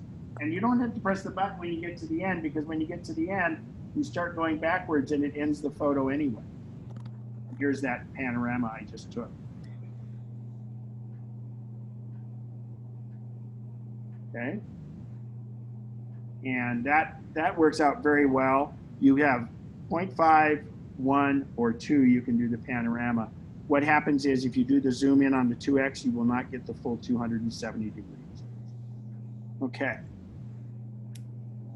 Go back to my notes here. Another fun thing is, let me pull this up.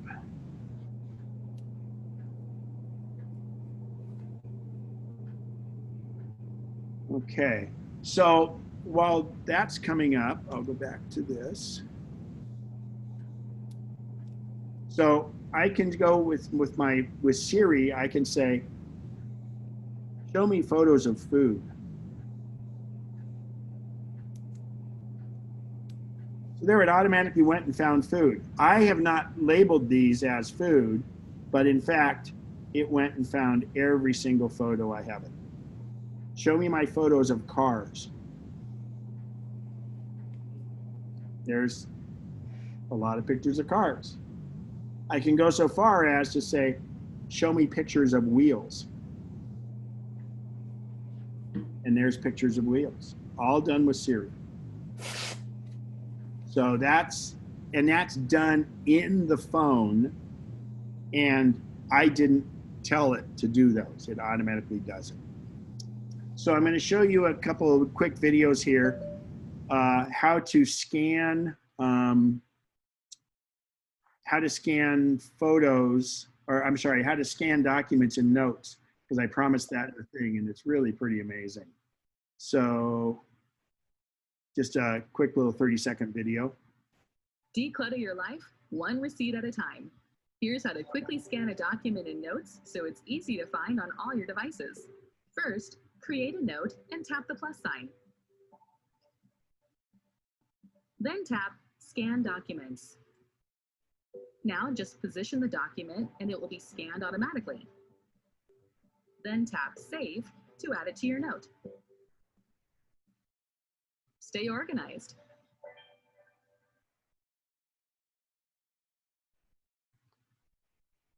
So Notes is the repository of that, but it's using the phone. I mean, I get so many people, hey, I can't scan from my printer anymore and things like that. You can do it right from here, and it will create it'll be a full-size document if it's a full-size document you're doing. And a couple of little quick apps that I have. First of all, the holy grail of apps is, if I take, and I'm just gonna take that picture we just did. Actually, let's do this one. So if you go to Edit on the phone, and you hit that, now, let me make sure I've got it on the screen right. Yes, good. So then you go up and you hit the little ellipsis, the 3 dots up there, and tap that, and you come down and say Markup. Well, with Markup, people have always wanted to be able to put text on a photo. I can simply choose a color. Let's see, okay, will be bright green. And I pick a marker like this, and I can say, hello, with your finger. The other thing is you can mark it up with using text. And I do this, and I can type in, we'll do bright yellow, tap the text, double tap it, and it's and that stays on the photo. So if you send that photo, it'll be on there just like that.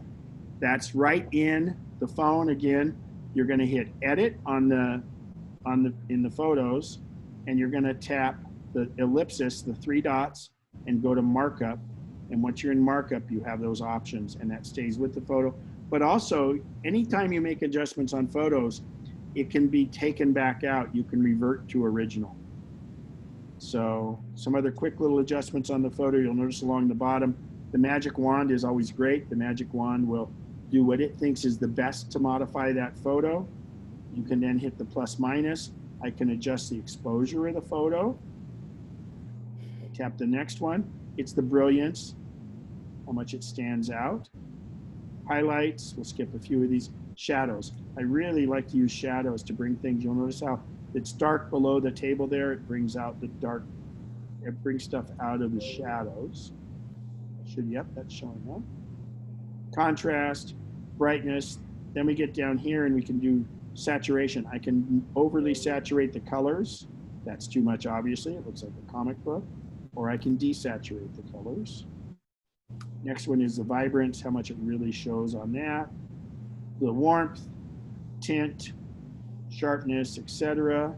Noise reduction, and that's going to get out if you have some background, and you can apply a vignette to it, which is the darkening of the sides. So those are all down below, and obviously I have the crop at the very bottom, where I can first of all straighten the photo, and I can crop it in to whatever I want. And hit done. Now, any of those corrections I just made to that photo, I can always revert in the lower right here. It will revert the photo to original. I have never, ever lost my original photo, no matter what I've done to it. If you decide to crop somebody out of a photo, you can go back and revert, and it comes back to it.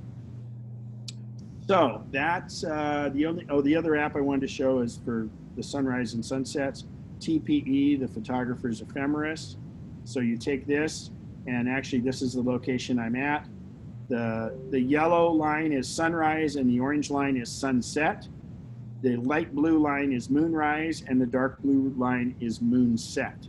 And you can do this for any time of the year. Like if I want to see what it's like in December, boom, I hit that. And that'll show me where the sunrise and sunsets. Anywhere you want, anywhere in the world. And this lets you know what's up, and it gives you the times and everything going. Here's a lanyard. The other, yeah, I'll get the lanyard up right now. Thank you. The other thing is I use a program called Soul that gives me a notification when an hour before sunset and an hour after sunrise. Or I'm sorry, an hour before sunrise and an hour before sunset. See that lanyard, smile. Smartphone safety tether that I couldn't find earlier. It's by a company called Black Rapid. And if you go to blackrapid.com/all/iPhone accessories, or simply go to their website and click on iPhone accessories, you'll see it. It's wonderful.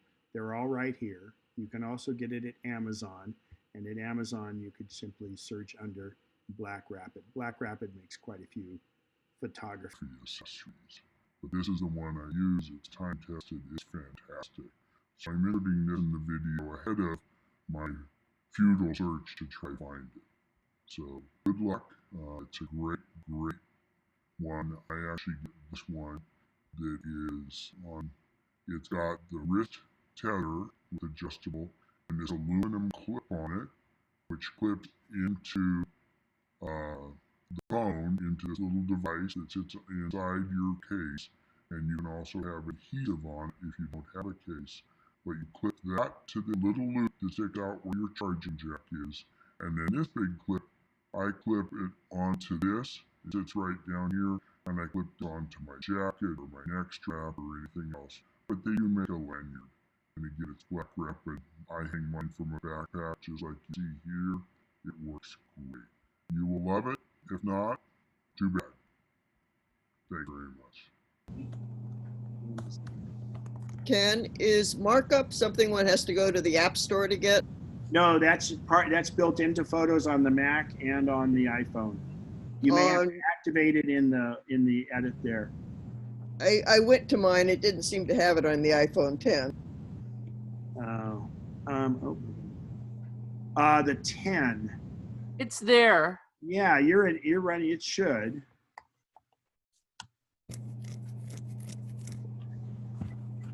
It's got a weird name. So this is one I get a lot. I always carry this waterproof case with me. That one's wonderful. I get the Anchor one usually. And this is let's see, there's the neck holder. This also here is this is a little strap that you can kind of use, and it fits a credit card in the back. But the really good lanyard is, it's going to be on it. Starts with an H. I can't remember it.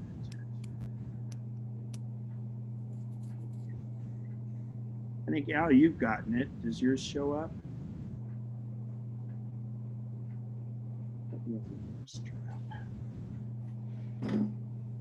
Go ahead and ask any other questions while I'm trying to find this. What is the 360-degree app that? Oh, it's called 360 Pano or Pano 360. Or Pano for Panorama. Oh my gosh. I've got a question about the shutter release, various techniques for releasing the shutter when you take a picture. Yeah, and I had that on my notes, but I didn't have time to. So basically, you just tap the button, or if you have AirPods or EarPods rather, you hit the volume up button on them, and that's nice because then it's stable. Or if you hit the volume up button on your phone, it will also take the photo. What do you think about these remote triggers? The Bluetooth ones, they're probably pretty good. I'd rather just use an EarPod or something like that, but they do work. And frankly, I use my watch. You saw how, I didn't do the watch one, did I? Hang on, here we go. Let me get that. This is the takeaway, the best. This is cool. Open recent, here we go. It's a little few second video. So this. Taking a group photo, open the camera app on your watch and position your iPhone. Now frame your shot, using your Apple Watch as the viewfinder. Tap the timer to give everyone a chance to get in the shot, or tap the shutter button to take a photo instantly. That's what I do is if I'm in the, I have a shirt pocket that I put my phone in backwards in the shirt pocket, and I surreptitiously use my iPhone to take photos if I'm in places where I shouldn't take photos. Not that you should ever do that, and you know, it's so they can sell postcards, but that's how you can do it. And that's from the Apple Watch. It's great. So, you know, gosh darn it. Al, did you happen to find that lanyard? Ken, I bought a lanyard, but I used the resource out of your travel video that was on the Lincoln That's website. the one, and for some reason I can't pull it up. This is a similar one, so I'll explain it. Basically, this little pad goes underneath your case, and it comes out the charging dock, and then you have this lanyard. This isn't as good a one. Believe me, mine has been around the world, and it's just robust as can be, and it's got a wrist strap with it too. When Good. Go to your purchases and do a find. I am, and believe me, I've got Oh, it's just too many. okay. All right. So, anybody else? Any other quick questions? Because we do have to go. They have the WITs coming up, and they said it was okay if I went a little over, but I don't want to go too much over. So yeah, but it's basically like this. And the way this works is this little piece here sits inside the case. It goes in your case, and this little tab sticks out of where the charger goes, and then you hook the lanyard to that, and it stays in there very, very secure. It won't pull out through the one. This is a less expensive alternative. It doesn't look as robust, but the one I get has a wonderful clip on it. If you go to my travel presentation, it is linked in there. I'm really sorry I don't have it available right now. All right, any other, go ahead. Well, would you go over about using the watch to click a photo? Yeah, it's the easiest way, because it's hard to show here, is, let's see. Oh, it's QuickTime. Here we go again. So you'll just, on your phone, you navigate to find the camera app, and it will automatically open the camera on your phone is all you have to do. And then you'll be faced with this. Open the camera app on your watch and position your iPhone. Now frame your shot, using your Apple Watch as the viewfinder. Tap the timer to give everyone a chance to get in the shot, or tap the shutter button to take a photo instantly. And 15 feet of it's about the distance you can get away. It uses Bluetooth to communicate from the watch to the phone and to click the picture. And if you're too far, it won't make that connection. But that's very, very, very useful. Thank you. All right. Well, we're going to go ahead and end this. I will stop the recording. It will be posted on YouTube. I'll find that lanyard, and when Bob does the mailer, I really believe in that device, and I'll make sure I get that link for you guys too. So when Bob does the mail out, that may be a little link on there at the bottom.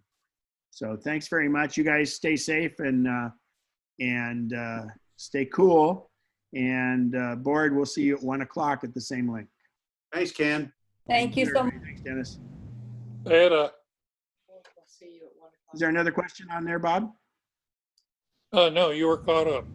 Okay, good. Thanks, Ken. Thank you, everyone. Have a great day. Thanks.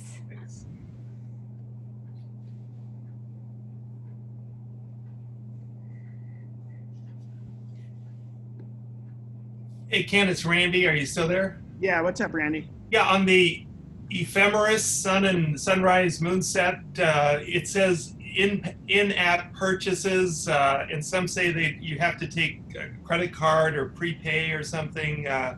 Is this the same app that you have that I'm holding? Yeah, up? but I don't know that I did that. Al keeps on top of that. If Al's still around, he follows that stuff better than I do. And there's actually a bundle of 3 apps that's really good. Al, are you familiar with subscription on TPE? Randy, is it called the Photographer's Ephemeris? Oh, maybe that's why. No, this is just ephemeris, sun and moon, sunrise and No, sunset. no, here, I'll show you on the phone what the app looks like. That must be what it is. You see my, let's see, my phone, hang on.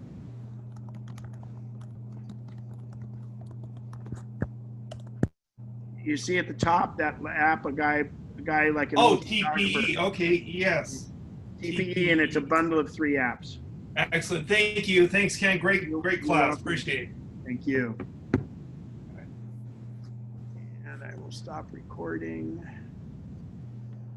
Will the WITS people come on? I think they have their own link, if I'm not mistaken. Ah, thank you. Uh-huh.